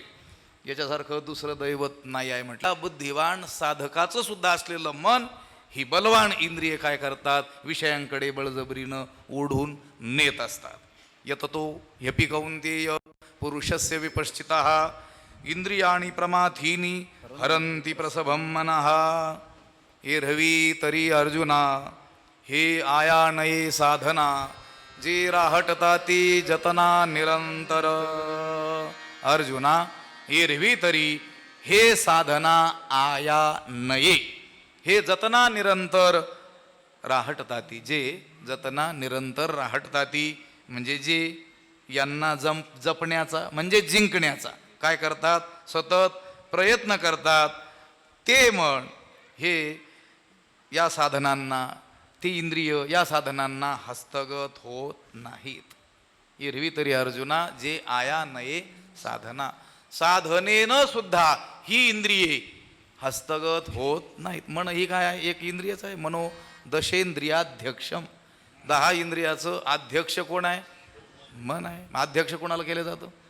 जो त्यांच्यामध्ये जर बुद्धिवान बलवान सामर्थ्यवान असेल त्याला केलं जातं. ते इंद्रियच आहे. पण त्या इंद्रियांचं अध्यक्ष का झालं? कारण यांच्यापेक्षा काय काय आहे? बलवान आहे. अर्जुना, एरवी तरी अर्जुना नाही तर हे साधना आया नये, हे इंद्रिय साधनांना हस्तगत होत नाहीत, जे जतना निरंतर राहटतात, ती जे यांना जिंकण्याचा सतत काय करतात? प्रयत्न करतात. जे सोहम भाव प्रतिती प्रकट होय, मागं बोलून गेले ज्ञानोबर आहे. जोपर्यंत तो परमात्मा मीच आहे असा दृढ अपरोक्ष अनुभव जोपर्यंत येत नाही तोपर्यंत जतना राहटताती जपण्याचा, यांना स्वाधीन ठेवण्याचा प्रयत्न करणाऱ्यांच्याही स्वाधीन हे राहत नाही. त्याला देखील मात देतात. हे पहा, ते मांजर जे आहे ना, मांजर ते उंदरावर झडप घालतं हे आपल्याला ठाऊक आहे. पण मांजर हे मेलेल्या उंदरावर कधीच झडप घालत नाही. लक्षात आलं का? ते कोणत्या उंदरावर झडप घालतं? ते त्याच्या हातून निसटण्याचा काय करतं? प्रयत्न करतं. त्या उंदरावर अधिक करून हे मांजर काय करतं? झडप घालतं. का बरं? कारण मांजराला काय आहे? ठाऊक आहे. पक्क ठाऊक आहे. ठाऊकच आहे. ठाऊक आहे त्याला. काय ठाऊक आहे? हे मेलेलंच आहे, इथून हलणार नाही आहे. म्हणजे ही उंदरं मेलेलीच आहेत, इथून काही हलणार नाहीत. कधीही आपण आलो तरी सापडणारच आहे. पण जे पळत आहे त्याला आटोक्यात आणण्याचा काय करावा? प्रयत्न करावा. असं आहे. जे राहटताती जतना निरंतर, जे सतत निरंतर अहोरात्र या इंद्रियांना जिंकण्याचा काय करतात? प्रयत्न करतात. अविरत प्रयत्न करतात. वेगवेगळे प्रयत्न करतात. लक्षात. विविक्त सेवी लघवाशी यत वाक्काय मानसा ध्यानयोग परो नित्यम वैराग्यम समुपाश्रिता. वेगवेगळ्या साधनांच्या द्वारे या इंद्रियांना जिंकण्याचा काय करतात? प्रयत्न करतात. जयाची आवडी न गणिती, ब्रह्मचर्याची साकडी, निष्ठूर होऊनी बापुडी इंद्रिये करीती. लक्षात आलं का? त्या इंद्रियांना स्वाधीन करण्याकरिता अत्यंत कठोर असलेल्या साधना सुद्धा हे साधक करत असतात. परंतु त्यांनी साधना करून सुद्धा ते साधनांना हस्तगत होत नाही. हे साधना आया नये. त्या साधनेनं सुद्धा ते त्यांच्या स्वाधीन होत नाहीत. जया ते अभ्यासाची घरटी, यमनियमांची ताटी, जे मनाते सदा मुठी, धरुणी हाती जया ते अभ्यासाची घरटी. जे स्वतः आपल्यावर अभ्यासाचा पहारा ठेवतात. लक्षात आलं का? कुणावर? स्वतःवर, इंद्रियांवर, मनावर ते ताब्यात यावेत म्हणून त्यांनी इतस्ततः धावू नये म्हणून जे काय करतात? पहारा ठेवतात. कशाचा? अभ्यासाचा. जयाती अभ्यासाची घरटी. अभ्यासरूपी पहारेकऱ्यांच्या द्वारे जे स्वतः आपल्यावर काय करतात? नित्य पहारा ठेवतात. यमनियमांची ताटी, यमनियमांचं कुंपण घालतात. या मनाला आणि इंद्रियांना यांनी सैरावैरा धावू नये, विषयांकडे धावू नये म्हणून कुंपण करतात. कशाचं? यमनियमांचं कुंपण करतात. आणि जे मनाते सदा मुठी धरुणी आहाती, आणि जे मनाला नेहमी आपल्या मुठीत, नेहमी आपल्या ताब्यात ठेवण्याचा काय करतात? प्रयत्न करतात. कोणाचं लक्षात आलं का? जे असं करतात त्यांचं म्हणजे स्थितप्रज्ञ कोण हे जे आपण पाहतो आहोत, त्या स्थितप्रज्ञ त्या स्थितीपर्यंत पोहोचण्याकरिता या साधकांनी काय काय केलेलं असतं त्याचा विचार यामध्ये केलेला आहे. जयाती अभ्यासाची घरटी, जे आपल्यावर अभ्यासाचा काय करतात? पहारा ठेवतात. अभ्यास म्हणजे काय हो? ध्येयसिद्ध्यर्थम पुन्हा पुन्हा करणम. इष्ट गोष्ट ध्येयसिद्धीसाठी पुन्हा पुन्हा करत राहणं त्याला म्हणतात अभ्यास. एखादी गोष्ट आपल्याला प्राप्त करायची असेल, ते आपलं साध्य असेल, गंतव्य असेल, प्राप्तव्य असेल, ध्येय असेल, तिथपर्यंत आपल्याला पोहोचायचं असेल आणि तिथं पोहोचण्याकरिता जे इष्ट साधन म्हणून शास्त्रानं सांगितलेलं असेल, ती इष्ट गोष्ट पुन्हा पुन्हा पुन्हा पुन्हा करत राहणं याला काय म्हणतात? अभ्यास म्हणतात. त्या गोष्टीच्या प्राप्तीकरिता इष्ट साधन पुन्हा पुन्हा त्याची आवृत्ती करत राहणं याला म्हणतात अभ्यास. मग हे साधक आपल्यावरती अभ्यासाचा पहारा ठेवतात. लक्षात आलं का? म्हणजे सतत काय करत राहतात? अभ्यास करत राहतात. किती अभ्यास करतात बरं? म्हणजे सतत. सातत्य कसं असतं? तर तैसा प्रतिपाद्य जो ईश्वरू, तो भावया लागी गोचरू, श्रुतीचा निरंतरू अभ्यासू करणे. निरंतर सतत ते अभ्यास करत राहतात त्या परमात्म्याच्या प्राप्तीकरता. ज्या परमात्म्याचं प्रतिपादन वेदानं केलेलं आहे, वेदानं आपल्याला हा परमात्मा आहे असं म्हणून सांगितलेलं आहे, त्या परमात्म्याच्या प्राप्तीकरिता निरंतरू अभ्यासू करणे.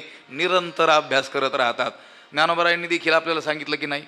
रिकामार्ध घडी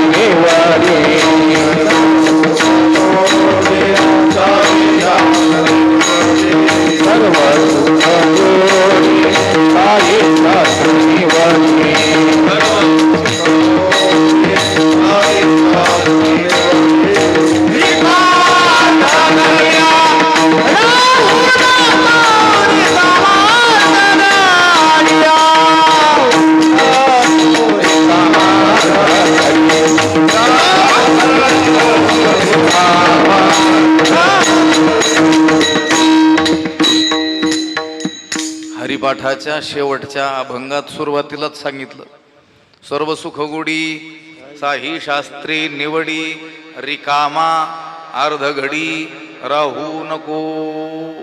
बरं, हे कोणाला सांगितलंय? संन्याशाला नाही सांगितलंय. असोनी संसारी जिव्हे वेगू करी. हरिपाठाचा अधिकारी सांगताना सुरुवातीलाच सांगितलंय. हरिपाठाचा अधिकारी कोण? संसारी विषयासक्त असलेला जीव. त्याला सांगितलंय. अगोदर नाही सांगितलं, पळूनच गेला असता तो. पहिल्या अभंगात काय सांगितलं?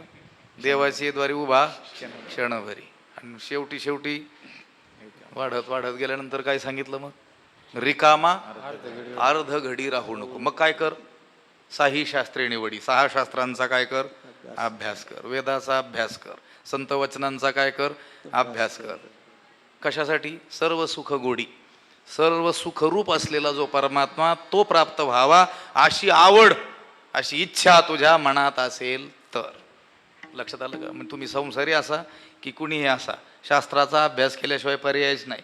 या जन्मात नाही केला, पुढच्या का जन्मात होईना करून मगच सुटका होणार आहे. ऐका नाही, ज्ञानोबरायांनी सांगितलं. बरं, आपल्याला सांगताना ते रिकामे राहिलेले आहेत का? नाही तर रिकामा अर्ध घडी राहू नको. आणि त्यांना फोन केला, काय करता बाबा? काय नाही, पडलेलो आहे म्हटलं. पडलेलं नाही, ब्रह्मचारी धर्म घोकावी अक्षरे. त्यानं सतत अक्षर उपासना करतच राहिली पाहिजे तरच ब्रह्मचारी. नाही तर ब्रह्मचर्य नव्हे. बाईलीच्या त्यागी वैराग्य वावुगे देशांतर. केवळ लग्न केलं नाही, करायचं म्हणून नाही केलं किंवा मिळालंच नाही म्हणून नाही केलं म्हणून तो ब्रह्मचारी असं नाही म्हणायचं. अभावी ब्रह्मचर्य असा शब्द येतो संस्कृत साहित्यामध्ये. लक्षात आलं का? आमचे श्री गुरु स्वामीजी सांगत असतात गमतीनं. ते ज्यावेळेस इथं आले बीड जिल्ह्यामध्ये ऋषिकेशवरून, तिथं कैलास आश्रमामध्ये ते आचार्य होते. नंतर महाराष्ट्रातील साधक मंडळींनी त्यांना आग्रह केला आणि मग यायचं ठरलं. आमचे पूजनीय लाड गुरुजींनी त्यांना आपली जागा दिली, जमीन दिली आणि मग तिथं ते आले. नामदेवजी वगैरे, आपले भगवानजी वगैरे, ही सगळी मंडळी तिथं आली. संन्यासी महात्मे तिथं आले आणि मग राहू लागले. आणि मग त्यावेळेस तिथं ज्या वस्त्या होत्या त्या वस्तीवरील एका माणसानं त्यांना सांगितलं. कोणाला? स्वामीजींना. स्वामीजी, आमचा भाऊ सुद्धा तुमच्यासारखाच आहे. स्वामीजींना वाटलं बरं झालं, म्हणजे संन्यासी महात्म्याचा चांगला परिचय असलेली लोक इथं आसपास आहेत. म्हटले काय करतात? काय नाही, घरीच आहेत म्हणे. ते म्हटलं आता संन्यासी असेल तर घरी कसा असेल? मग ते म्हटले ते कुठं शिकायला गेले? ते नाही नाही, शिकले वगैरे काही नाही. मग ते म्हटले तुम्ही असं कसं म्हटले तुमच्यासारखं आहे? ते म्हटलं नाही, त्याचं लग्न झालेलं नाही म्हटलं. अभ्यासाची घरटी अभ्यासाने आणि वैराग्याने हे मन स्वाधीन होऊ शकतं, इंद्रिय स्वाधीन होऊ शकतात. अभ्यास वैराग्याभ्याम तन्निरोधा असं पतंजली योग दर्शनामध्ये सूत्र आहे. त्याचं भगवंतानं भाष्य केलेलं आपल्याला दिसून येतं. अभ्यासेन तु कौंतेय वैराग्येन च गृह्यते. पण तो सतत, अभ्यास शब्दाचाच अर्थ आहे सतत करणं. एक सूत्र मला आठवलं, मी सांगून जातो. कुठेही लागू होईल ते. शेतकऱ्याला लागू होईल, व्यापाऱ्याला लागू होईल, शाळेचा अभ्यास करणारे, स्पर्धा परीक्षेत उतरणारे आणि ही आध्यात्मिक साधना करणारे, सगळ्यांसाठी ते सूत्र काय आहे? लागू आहे. सतु दीर्घकाल नैरंतर्य सत्कारा सेवितो दृढ भूमी. योगदर्शनामध्ये पतंजलींचं आलेलं हे सूत्र आहे. कोणतीही गोष्ट प्राप्त करून घेण्याकरिता जो प्रयत्न करायचा आहे तो अशा रीतीनं करावा, तर मग ती गोष्ट काय होते? साध्य होते, प्राप्त होते. कसा कसा प्रयत्न करावा? सतु दीर्घकाल नैरंतर्य सत्कारा सेवितो. 3 गोष्टी प्रामुख्यानं लक्षात ठेवाव्या. दीर्घकाळ प्रयत्न करावा, निरंतर सातत्यानं प्रयत्न करावा आणि आदरपूर्वक ते साधन करावं. दीर्घकाळ म्हणजे खूप काळ. काही लोक सांगतात, अनेक जण दीर्घकाळ करतात पण नैरंतर्य नसतं. अनेक जण सांगतात 25 वर्षापासून मी ज्ञानेश्वरी वाचतो. दीर्घकाळ झालाय की नाही हो? दीर्घ 25 वर्ष म्हणजे काय सामान्य काळ आहे का? 2 तप उलटून गेले. दीर्घकाळ अभ्यास चालू आहे. म्हटले कधी वाचता? ते म्हणे 6 महिन्यातून एकदा वाचत असतं. निरंतर झालं नाही. दीर्घकाळ झाला पण निरंतर नाही. एकानं सांगितलं ज्ञानेश्वरी 12 तास वाचतो रोज. 12 तास निरंतर झालं. म्हटले कधीपासून? 3-4 दिवस झाले म्हणे. म्हणजे दीर्घकाळ झाला नाही. काही जण सांगतील दीर्घकाळही करतो आहोत साधन, निरंतरही चालू आहे. आमच्या 50 वाऱ्या झाल्या. चुकली का वारी? एकही चुकली नाही. कोरोनाच्या काळात सुद्धा केली. म्हटले का करता? मग काय करावं? आमचे वडील करत होते, दुसरं कोण नाही वारी करायला म्हणून करतो. म्हणजे बळजबरीन चाललंय, आदरपूर्वक नाही. साधन हे निरंतर, दीर्घकाळ आणि आदरपूर्वक झालं पाहिजे, तर सिद्धीपर्यंत तो साधक म्हणजे फळापर्यंत जाऊन पोहोचतो. जय होण्याकरिता, मनोनिग्रह करण्याकरिता जया ते अभ्यासाची घरटी आपल्या स्वतःवर अभ्यासाचा काय ठेवतो? पहारा ठेवतो. यमनियमांची ताटी, यमनियमांचं कुंपण स्वतः भोवती इंद्रियाभोवती मनाभोवती घालतो. जे मना ते सदा मुठी धरोणी राहती. आणि जे आपल्या मनाला सतत आपल्या ताब्यात मुठीतच धरून ठेवतात, मनाला इकडं तिकडं थोडंसंही जाऊ देत नाही, अशी साधना करणारे साधक सुद्धा, लक्षात आलं का? त्यांच्या साधनेचा क्रम सांगितला. आणि अशी इतकी प्रचंड साधना करणारे जे साधक आहेत तेही किजती कासाविसी. ऐशी या इंद्रियांची प्रौढी ऐशी, जैसी मंत्रज्ञाती विवसी भुलवी का. तेही, ते सुद्धा म्हणजे आत्ता वर्णन केलं असा अभ्यास करणारे, अशी साधना करणारे, साधना निष्ठ असणारे, मनाला आपल्या ताब्यात ठेवणारे असे साधक सुद्धा किजती कासाविसी, कासाविसी किजती. त्यांना सुद्धा ही इंद्रिय काय करतात? व्याकुळ करून टाकतात. अशा या अभ्यासरत असलेल्या बुद्धिवान असलेल्या साधकांना सुद्धा ही इंद्रिये व्याकुळ करून टाकतात. या इंद्रियांची प्रौढी ऐशी, या इंद्रियांची ऐशी प्रौढी, या इंद्रियांचा असा हा प्रताप आहे, या इंद्रियांचं असं हे काय आहे? सामर्थ्य आहे. उदाहरण दिलं त्यांनी, जैसी मंत्रज्ञाते विवसी भुलविका. विवसी म्हणजे स्त्री जातीचं भूत. भूतामध्येही प्रकार, लक्षात आलं का? बरेच प्रकार असतात त्याच्यात. वेताळ अजून काय काय असतील भूतांचे प्रकार, लक्षात आलं का? त्याच्यात स्त्री जातीचं भूत, त्याला म्हणतात विवसी. त्या बाया एकमेकींना शिव्या देताना म्हणतात, पण ते जरा विवसी नाही इवशी म्हणत असतात.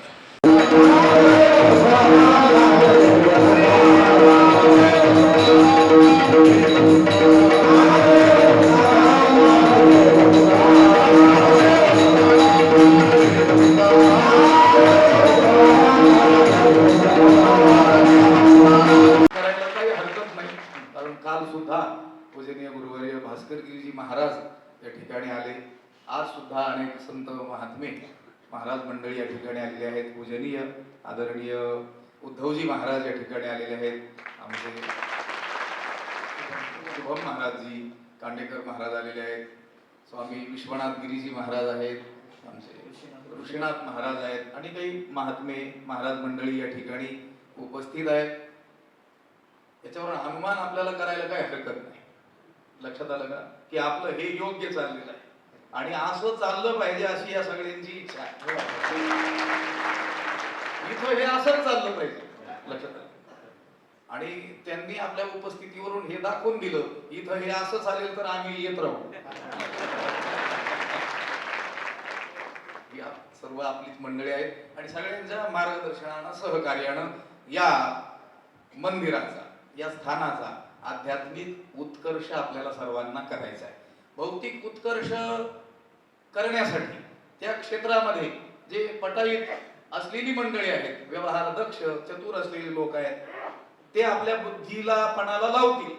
पण आपण सर्व जी मंडळी आहेत, या क्षेत्रातील मंडळी आहेत, आपण साधक जी मंडळी आहोत, आपल्याला आपल्या गुरुजनांच्या कृपेने जे काही थोडं बहुत ज्ञान प्राप्त झालेलं आहे ते पणाला लावू या संस्थांचा आध्यात्मिक उत्कर्ष करण्याकरिता आपण सर्व रथ होणार आहोत. आमचे चांगदेवजी महाराज सुद्धा आलेले आहेत आणि त्यांची नाव कदाचित माझ्याकडून विसरली जाण्याची शक्यता आहे, क्षमा करा. त्यांनी लिहिलेले आहेत, मी शेवटी त्याला वाचणार आहे.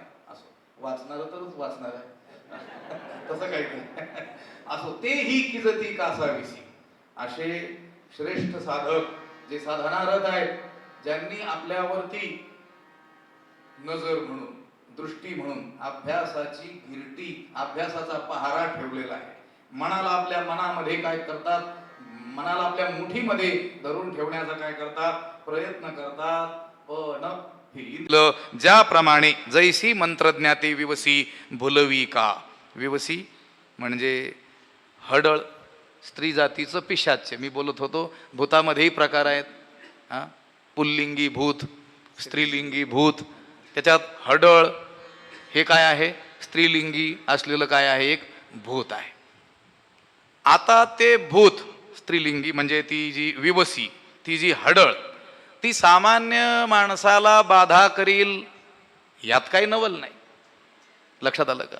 पण मंत्रज्ञाते तिच्यावरती कसं नियंत्रण आणावं, किंवा कुणाला त्या पिशाच्याची बाधा झाली असेल, भूतबाधा झाली असेल, तर ती भूतबाधा निवारण करण्याचं जो जाणतो, असा जाणता जाणता सुद्धा म्हणतात त्याला, मांत्रिक म्हणतात, पंचाक्षरी म्हणतात, बरेच काय आहेत त्याला शब्द आहेत, त्याला सुद्धा देवलशी, लक्षात आलं, देव ऋषी नाही, देवलशी, लक्षात आलं.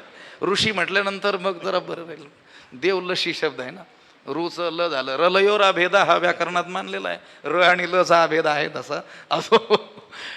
जैसी मंत्रज्ञाते विवसी भुलविका, सामान्य माणसाला ती विवसी भुरळ पाडील यात नवल नाही, पण तिच्यावरती नियंत्रण करणं जो जाणतो असा मांत्रिक, त्या मांत्रिकाला देखील ती काय करते, भुरळ पाडत असते. अगदी त्याप्रमाणे या इंद्रियांना स्वाधीन ठेवण्याची साधनं जो जाणतो आणि तो साधन रतही आहे, तेही किजती कासाविसी, त्यांना सुद्धा हे इंद्रिय कासावीस करून टाकतात, व्याकुळ करून टाकतात.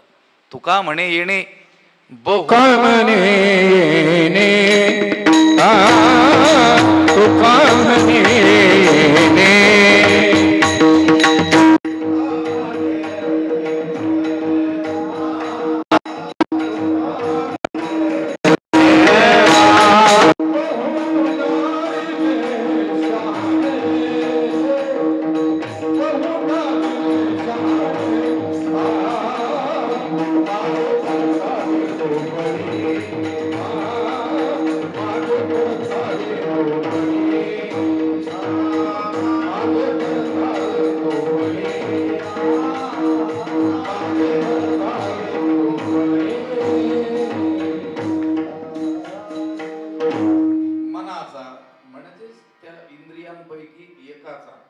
प्रताप सांगताना तुकोबराय म्हटले, तुका म्हणे येणे या मनाने बहु नाडिले शहाणे. वेडे तर वेडेच केले, पण शहाणे त्या मनावर विजय मिळवण्याचा प्रयत्न करणारे, उपाय जाणणारे, त्यांना सुद्धा यानं काय केलेलं आहे, नाडलेलं आहे.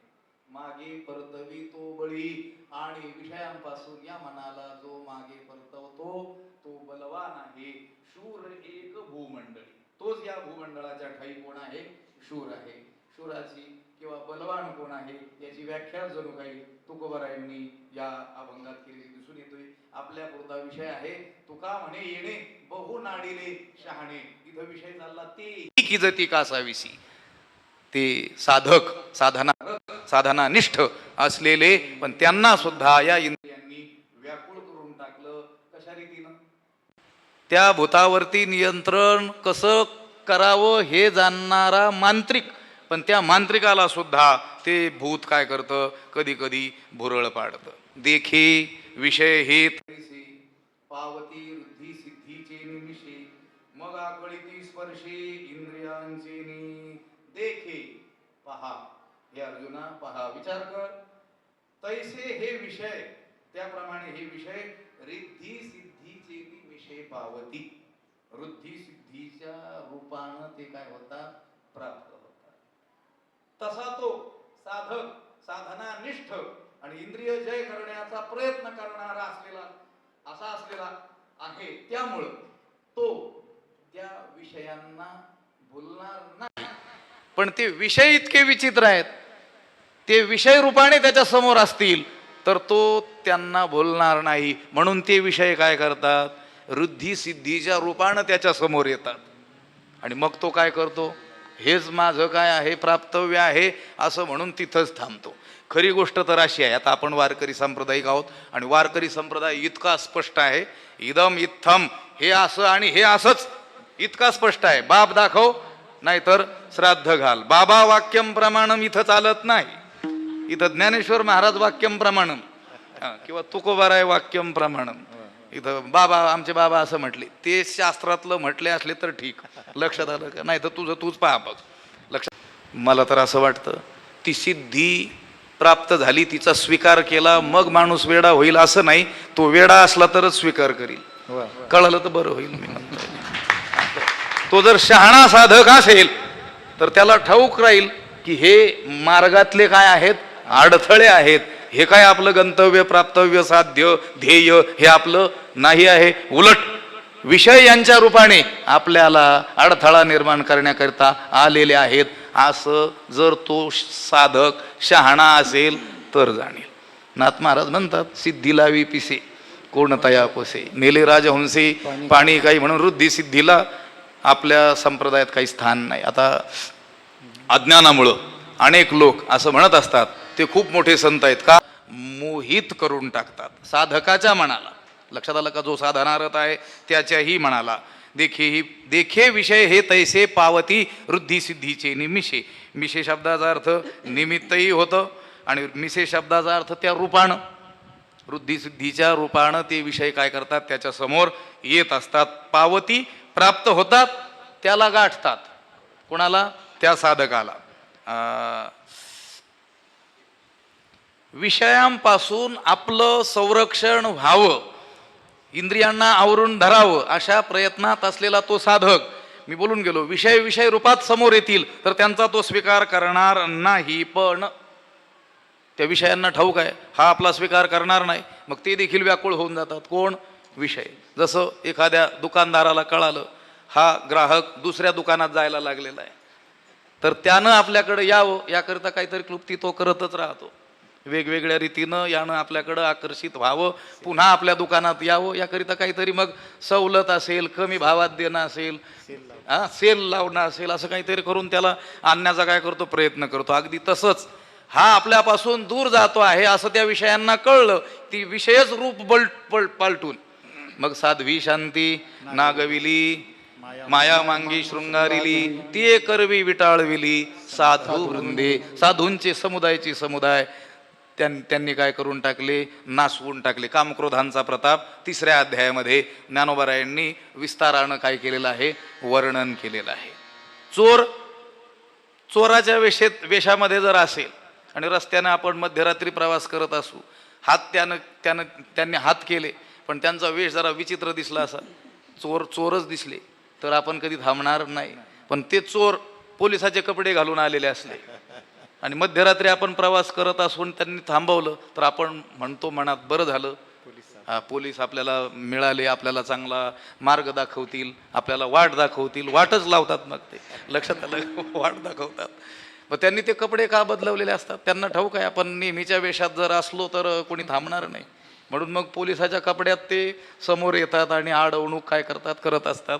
अगदी त्याप्रमाणे विषय हे रिद्धिसिद्धीच्या रूपानं साधकाच्या समोर येतात आणि त्याला काय करतात, अडकवून टाकत असतात. असो, देखे विषय हे तैसे पावती वृद्धी सिद्धीचे निमिषे, मग आकळीती स्पर्शे इंद्रियांचेनी, तिये संधी मन जाये, मग अभ्यासी ठोठावले ठाये. ऐसे बळकटपणा हे इंद्रियांचे, तिये संधी मन जाये. अशा वेळी, त्यावेळी ते मन अडचणीत पडतं, त्या मोहामध्ये अडकतं. मग अभ्यासी ठोठावले ठाये, आणि अभ्यासाच्या ठिकाणी कुंठित गती होऊन, म्हणजे त्याचा अभ्यास तिथंच काय होतो, थांबतो, संपतो. असं या इंद्रियांचं बळकटपण आहे, असा या इंद्रियांचा जोर आहे. असे हे इंद्रिय काय आहेत, अत्यंत प्रतापी आहेत. काजी विषय 5 आहाती, ते अवश्य साधका नाडीती, म्हणून लागोनी दी प्रीती कवणी रीती ऐकपा. चिरंजीव पदामध्ये नाथ महाराजांनी साधकांना धोक्याच्या सूचना सांगितलेल्या आहेत की साधकांना त्यांच्या साधनेपासून परावृत्त करण्याचं काम ही जनताच करत असते, जनता जनार्दनच करत असते. लक्षात आलं का. तो साधक, नवीन साधक दिसला, त्याचे वैराग्य कोमल कंटक, अत्यंत नवीन साधक असतो, त्याचं काय बळकट वैराग्य नसतं. त्याची स्तुती जनस्तुती लागे मधुर, म्हणती उद्धारावया हा हरीचा अवतार, आम्हा लागी झाला स्थिर. एखादा साधक पाहिला की सगळे लोक त्याला नमस्कार करतात आणि म्हणतात, महाराज तुमच्या रूपानं आम्हाला साक्षात ज्ञानोबरायांचं दर्शन झालं. आता त्यांनी म्हणावं करणं म्हणावं हा त्यांचा विषय आहे, त्यांच्या श्रद्धेचा विषय आहे. मनावर किती घ्यायचं यानं ठरवलं पाहिजे ना. अजून हरिपाठ 3दा चुकतो, ज्ञानोबरायांचा अवतार झाला, लक्षात आलं का. पण लोकांनी केलेली स्तुती त्याला काय लागते, मधुर लागते, आणि मग त्याच्या साधनेची गती बंद पडते. ठोठावले ठाय आगतिक होतो, त्याची साधना काय होते, बंद पडून जाते. आम्ही सांगत असतो भावभंगाची शास्त्रामध्ये अनेक कारणं सांगितलेली आहेत, त्यामध्ये लोकमान्यता हे भावभंगाचं सगळ्यात मोठं असलेलं कारण आहे. गुरुविषयी, संतांविषयी, भगवंताविषयी आपल्या मनामध्ये जो भाव आहे तो भाव नष्ट होण्याची काय असते, शक्यता असते. अनेक कारणांनी तो कमी होऊ शकतो, पण लोकमान्यता हे सगळ्यात मोठं काय सांगितलेलं आहे, कारण सांगितलेलं आहे. देवाविषयी असलेला भाव, पण लोकच ज्यावेळेस आपल्याला अधिक भाव देऊन देव मानू लागतात त्यावेळेस पूर्वीचा भाव राहत नाही. भाव म्हणजे श्रद्धा, प्रेम, निष्ठा, विश्वास इत्यादी देवाविषयीचा राहत नाही. अभ्यास बंद पडतो, त्याची साधना काय होते, बंद पडते. ऐसे बळकटपण आहे इंद्रियांची, या इंद्रियांचा असा प्रताप आहे, या इंद्रियांचं असं काय आहे, सामर्थ्य आहे. हे पहा, आता संसारी माणसं, त्यांचा जो परिग्रह असतो तो जरा मर्यादित असतो. लक्षात आलं का? तरी ते सांगतात आमच्या मागं खूप कामं आहेत, ती गोष्ट वेगळी म्हणा. आता आमच्या इतकी तर नसतात कामं. लक्षात आलं का? कुटुंब, त्याचे ठराविक असलेले काही नातेवाईक आणि ठराविक कामाचा असलेला प्रकार. पण शिष्यशास्त्रादी विलासे मठादी मुद्रीचेनी मिसे घातले आहाती फासे निसंगा जेणे. तुम्हाला एक घर असतं, एक पत्नी, 2-3 मुलं, ते आता हम दो हमारे दो किंवा एकच अच्छा असं काहीतरी निघालंय, भाऊ, भावकी, गाव. पण हा परिग्रह, तो साधू या लौकिक संसारापासून पळण्याचा प्रयत्न करतो, तर त्याच्या मागं दुसऱ्या रूपानं हा जातो. शिष्यशास्त्रादी विलासे. तुम्ही सांगतात की नाही, हे आमचे भाऊ आहेत, हे आमची मुलं आहेत, हे आमचे मावस भाऊ आहेत, आणि मी सांगत असतो हे आमचे शिष्य आहेत. शिष्यशास्त्रादी विलासे. तुम्ही तुमच्या घरी गेल्यानंतर टी व्ही दाखवता, लॅपटॉप घेतलेला दाखवता, आम्ही म्हणतो हे 3,500 पुस्तकं मी एकट्यानं वाचून काढली. शिष्यशास्त्रादी विलासे मठादी मुद्रीची निमिसे. तुम्ही बंगला दाखवता, बहुतेक बंगला दाखवण्याकरताच नेत असता. आम्ही काय करतो, हे बांधलं, तिथं आमचं काम चालू आहे, अजून कुठंतरी जागा घ्यायची चालू आहे की नाही. वृद्धिसिद्धीच्या रूपानं हे विषयच काय झाले आहेत, त्या साधकाला नाडण्याकरता समोर आलेले आहेत. लक्षात आलं का? असं बळकटपण या इंद्रियांचं आहे. पण या बळकट इंद्रियांवरती देखील जो विजय मिळवतो तो स्थितप्रज्ञ आहे. पुढच्या श्लोकामध्ये ती गोष्ट आली, पण आता आपली वेळ होऊन गेलेली आहे. बाबा, आम्ही सांगितलं, आम्ही पाठ शिकवतो किंवा कीर्तन करतो. आता ही जी कथारूपानं ज्ञानेश्वरी सांगायची, ही दोन्हींचा मध्य गाठ आहे. म्हणजे त्याच्यात पाठही झाला पाहिजे, अन्वयार्थही आला पाहिजे, आणि कीर्तनासारखं भजनही झालं पाहिजे. वारकरी सांप्रदायिक चालीत जर म्हटली तर अधिक त्याचा काय होतो, प्रभाव होतो. पहिलाच हा काय आहे, आमचा प्रयोग आहे, आणि अनेक जण खरं बोलत असतील तर तो सक्सेस आहे. असं म्हणजे माहीत नाही खरं बोलतात की काय, उगीच आमच्या संतुष्टीसाठी म्हणत असतील तर मग उगीच आम्ही भ्रमात राहायचो नाही. पण बहुतेक मंदिरात काय खोटं बोलणार नाहीत लोक, असं म्हणजे सक्सेस आहे बा म्हणतात. नाहीतर मग आता ती कथा करायला कुठंतरी शिकायला जावं लागलं असतं, ते कुठं आता कुठं जाता उगीच. लक्षात आलं का? ज्ञानेश्वरी सुद्धा कथारूपानं सांगता येऊ शकते, एवढं तर या प्रयोगातून आपल्याला कळलं. ज्ञानोबरायांनी ते घडवून घेतलं, हा तर आमचा काय आहे, दृढ विश्वास आहे. कारण अचानक तो सप्ताह काय रद्द व्हावा, आणि 2-3 दिवसात हे नियोजन काय व्हावं, ते सगळ्यांना आवडावं काय, आणि बोलता बोलता 4 दिवस निघूनही जावेत काय, तुमच्यासारखे महात्मे त्यांनी भेटी द्याव्यात काय, हे यातून लक्षात आलं की ज्ञानोबरायांना कदाचित हे आवडलं असलं पाहिजे. सद्गुरू वैकुंठवासी बंशीबाबांना देखील हा प्रयोग आवडला असला पाहिजे. माध्यम कोणतंही असो, पण संत वाङ्मय लोकांपर्यंत घेऊन जाणं हे आपलं काम आहे. कीर्तन, प्रवचन ही तर आपली पारंपरिक साधनं आहेत, पण आता नवीन जे साधनं आलेली आहेत, मोबाईल वगैरे, त्या माध्यमातून सुद्धा आपण संत वाङ्मय प्रत्येकाच्या घरोघरी हृदयापर्यंत पोहोचवू शकतो. आता लोक तुमच्या पारायणाला 8 दिवस रोज 4-5 तास बसून वेळ देतील, सगळेच लोक, असं काही नाही. पण 1-2 ओव्यांचा अर्थ या रूपानं म्हणा किंवा लिखित रूपानं म्हणा, या व्हॉट्सअप, फेसबुक इत्यादिकांच्या माध्यमातून त्यांच्यापर्यंत जाऊ शकतो. आणि जाऊ शकत असेल तर अशा माध्यमांचा स्वीकार करायला आपल्याला काहीच अडचण नाही. जर नास्तिक लोक धर्माची हानी करण्याकरिता या साधनांचा जोरदार वापर करत असतील तर त्यांना प्रतिकार करण्याकरिता आपण तो वापर का करू नये, लक्षात आलं का? आणि आपली बरीच हुशार असलेली मंडळी त्याचा वापर करताना आपल्याला दिसतात. आता आम्ही जरा जुन्याच पद्धतीची माणसं आहोत थोडीशी, पण आता चाललंय थोडं थोडं आधुनिकतेचा सुद्धा काय केला पाहिजे, संघ केला पाहिजे. नाहीतर मग आपण तेवढ्यापुरतेच काय राहू, मर्यादित राहू. जगभरामध्ये नवनवीन जे संप्रदाय उदयाला येत आहेत, त्या मी बोललेलो आहे, कोणत्याही संप्रदायाचे संपूर्ण ग्रंथ सुद्धा ज्ञानोबरायांच्या एका ओवीची सुद्धा बरोबरी करू शकत नाही. मध्ये जो सिद्धांत सांगितला तो मोठमोठ्या संस्कृत ग्रंथकारांना आणि संस्कृत सारख्या आर्षवाणी दैवी वाणीमध्ये सुद्धा सांगताना पानाची पानं खर्च करावी लागलेली आहेत. अगदी भगवान भाष्यकारांना सुद्धा जो सिद्धांत बुद्ध्यारूढ करण्याकरिता 4-4 पानं न्याय घटित संस्कृत भाषेत बोलावं लागलं, ज्ञानोबराय अर्ध्या ओवीत सांगून जातात. ते लक्षात आलं का? म्हणजे आपल्या बोली भाषेत लिहिलेला आहे. त्याचा हा नवीन प्रयोग आम्ही या ठिकाणी आरंभलेला आहे. असो, आजचं सत्र आपण या ठिकाणीच थांबूयात. निवृत्ती राया सोपानचा बाई नाना सकया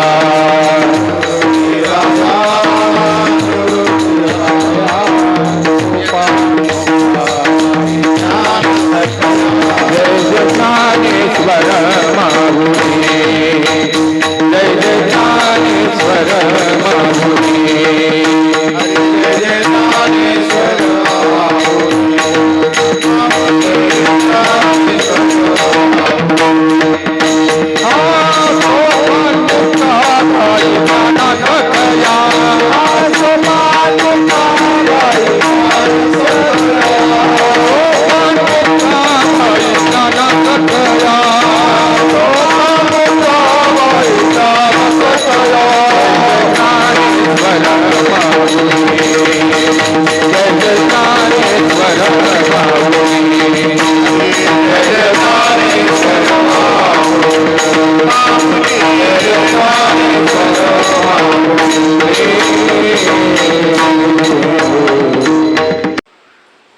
नमो ज्ञानेश्वरा, नमो ज्ञानेश्वरा.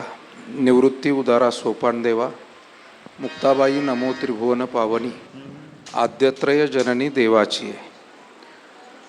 ज्ञानेश्वरीच्या या पवित्र अशा जन्मस्थानात संत ज्ञानेश्वर महाराज संस्थान श्री क्षेत्र नेवासा या पुण्य पावन भूमीमध्ये रुक्मिणी पांडुरंगाचे, माऊलींचे, तुकोबारायांचे आशीर्वाद, त्याचबरोबर सद्गुरू जोग महाराज गुरुवर्य बन्सी महाराजांची परम कृपा आणि या कृपा आशीर्वादातून आदरणीय श्री हरिभक्तीपरायण वेदांताचार्य देवीदासजी महाराज मस्के शास्त्रीजी यांच्याद्वारा आपण ज्ञानेश्वरीचं भावकथारूप निरूपण या ठिकाणी स्थितप्रज्ञ या विषयाला अनुसरून ज्ञानेश्वरीचं निरूपण आपण श्रवण करतो आहे. खरं तर पूज्य महाराजांनी त्यांच्या संपूर्ण कथेच्या ओघवत्या कालावधीमध्ये अत्यंत चांगल्या पद्धतीनं आपल्याला विविध सिद्धांत सोप्या रीतीनं विशद करून या ठिकाणी सांगितलेले आहे. आणि स्थितप्रज्ञता हा ज्ञानेश्वरीचा अत्यंत महत्त्वपूर्ण विषय आहे. म्हणजे तो गाभा आहे असं आपल्याला म्हटलं तरी चालेल. दुःखेषु नुद्विग्न मना, सुखेषु विगत स्पृहा, वीतराग भय क्रोधा, स्थितिधीर गुढीरुच्यते. आता हे सगळे त्या संबंधाने येणारे श्लोक, त्यावरच्या ओव्या आणि त्याचं इतकं सविस्तर निरूपण महाराजांच्या द्वारा या ठिकाणी सुरू आहे. मला असं वाटतं की ही जी कथा आपण करताय त्याला येणारे श्रोते हे सुद्धा अत्यंत निवडक आहेत. त्याचं कारण असं आहे, जुनी कीर्तनकार मंडळी म्हणायची की बाजारामध्ये वेगवेगळे दुकानं असतात, वेगवेगळ्या साथी असतात, गुळाची साथ, भाजीपाल्याची साथ, परंतु बाजारपेठेमध्ये सोन्याची साथ असते आणि त्याचे मोजके गिराईक असतात. मला वाटतं ज्ञानेश्वरीचं निरूपण ऐकायला येणं म्हणजे हे सोन्याच्या दुकानात येण्यासारखं आहे. कारण गीता अलंकार नाम ज्ञानेश्वरी ब्रह्मानंद लहरी प्रगट केली. ज्ञानोबाराय खुद्द म्हणाले, म्हणोनी ग्रंथी इये अंतरंगाची अधिकारीये, परी लोकू वाक्चातुर्य होईल सुखिया. वाचनानं, चिंतनानं, श्रवणानं, दर्शनानं सामान्य लोक ज्ञानेश्वरीच्या दर्शनानंही सुखी होतील, वाचनानं सुखी होतील. पण हा ग्रंथ समजून घेण्यासाठी अंतरंगातला अधिकारी पाहिजे. आणि मला वाटतं या ज्ञानेश्वरी कथेचा श्रोता जर आपण पाहिला तर हे सगळे आपण जेवढी काही गावं आणि इतर सर्व गावांमधून आलेले जे सगळे भाविक आहेत हे अत्यंत निवडक असे श्रोते आहे, अभ्यासक आहेत, उपासक मंडळी आपण सगळे आहात, माता भगिनी आहे, आपली सगळी पूज्य साधुसंत मंडळी आहे. तेव्हा आपली ही कथा निश्चितपणे आपण म्हटल्याप्रमाणे माऊलींच्या संकेताप्रमाणे या ठिकाणी झालेली आहे. माऊलींनी ती करून घेतलेली आहे. इथून पुढचे 2-3 दिवससुद्धा असेच अत्यंत चांगल्या पद्धतीनं आपल्या सर्वांना श्रवणाचा लाभ घडत राहावा. खरं तर मला आज संपूर्ण वेळ यायचं होतं, दुपारी आम्ही सोबतच होतो, पण एका कार्यक्रमाला गेलो आणि वेळ वाढत गेला. पण तरी मी लागोलाग इकडे होईल तेवढं पोहोचलो. पण जे काही मला शेवटी श्रवण झालं त्यानंसुद्धा अत्यंत आनंद झाला. या ठिकाणी आदरणीय अभंगसाहेब उपस्थित आहेत, देवस्थानाचे अध्यक्ष आणि सर्व विश्वस्त मंडळी, सर्व भक्त मंडळी आहे. सर्वांना धन्यवाद देतो, माऊलींच्या चरणी वंदन करतो आणि थांबतो. रामकृष्ण हरी. हे माय ज्ञानेश्वरी भाव अक्षराची माझी hey my Dnyaneshwari hey my Dnyaneshwari भावार्थ दीपिका हे माय ज्ञानेश्वरी साम्राज्य दीपिका हे माय ज्ञानेश्वरी गीता अलंकार हे माय ज्ञानेश्वरी उपनिषदांचे सार hey my Dnyaneshwari Gitartha Sagar hey my Dnyaneshwari भावार्थाचे Girivar hey my Dnyaneshwari मानवरसे Sagar hey my Dnyaneshwari आनंदाचे आवारू hey my Dnyaneshwari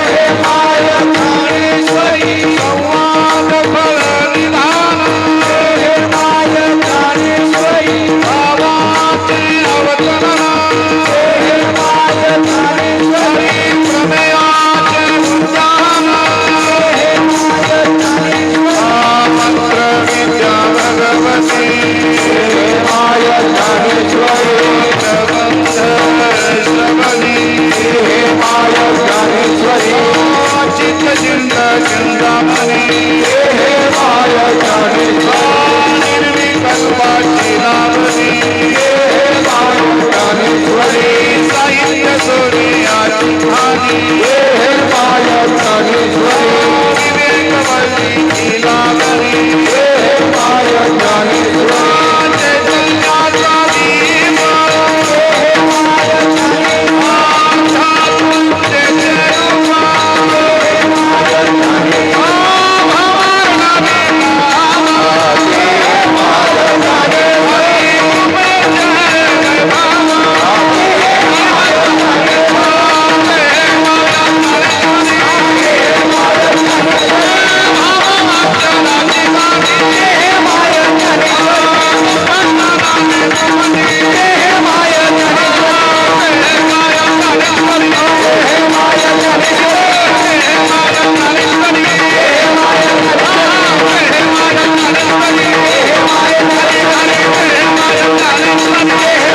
hey my Dnyaneshwari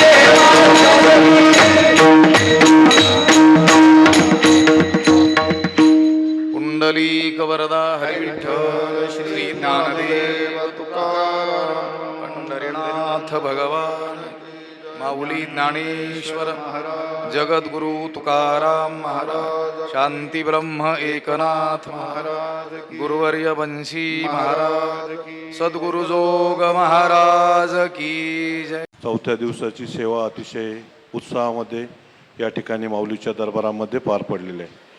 आज आपण या ठिकाणी आपले संस्थानचे अध्यक्ष साहेब यांना मी विनंती करतो की त्यांनी आपल्या महाराष्ट्रातील आपल्या सर्व वारकरी संप्रदायाची ध्वज सर्व महाराष्ट्रभर ज्यांची कृती आहे असे आमचे सर्वांचे मार्गदर्शक आदरणीय हरिभक्तीपरायण उद्धवजी महाराज मंडलिक यांचा सन्मान अध्यक्ष साहेब यांनी करावा.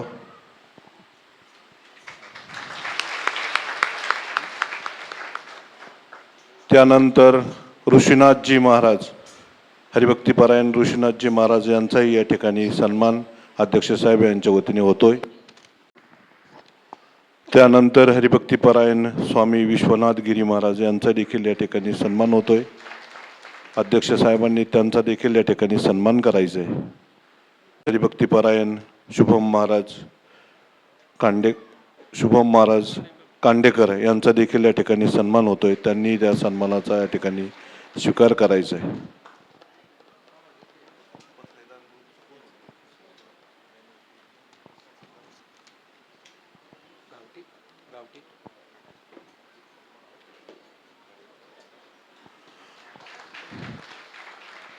सोनई आणि सोनई परिसरामध्ये पसायदान ग्रुपच्या वतीनं ज्यांचं या ठिकाणी मोठं मौलिक काम या ठिकाणी सोनईकरांनी या ठिकाणी उभं केलं आहे, त्यासाठी मी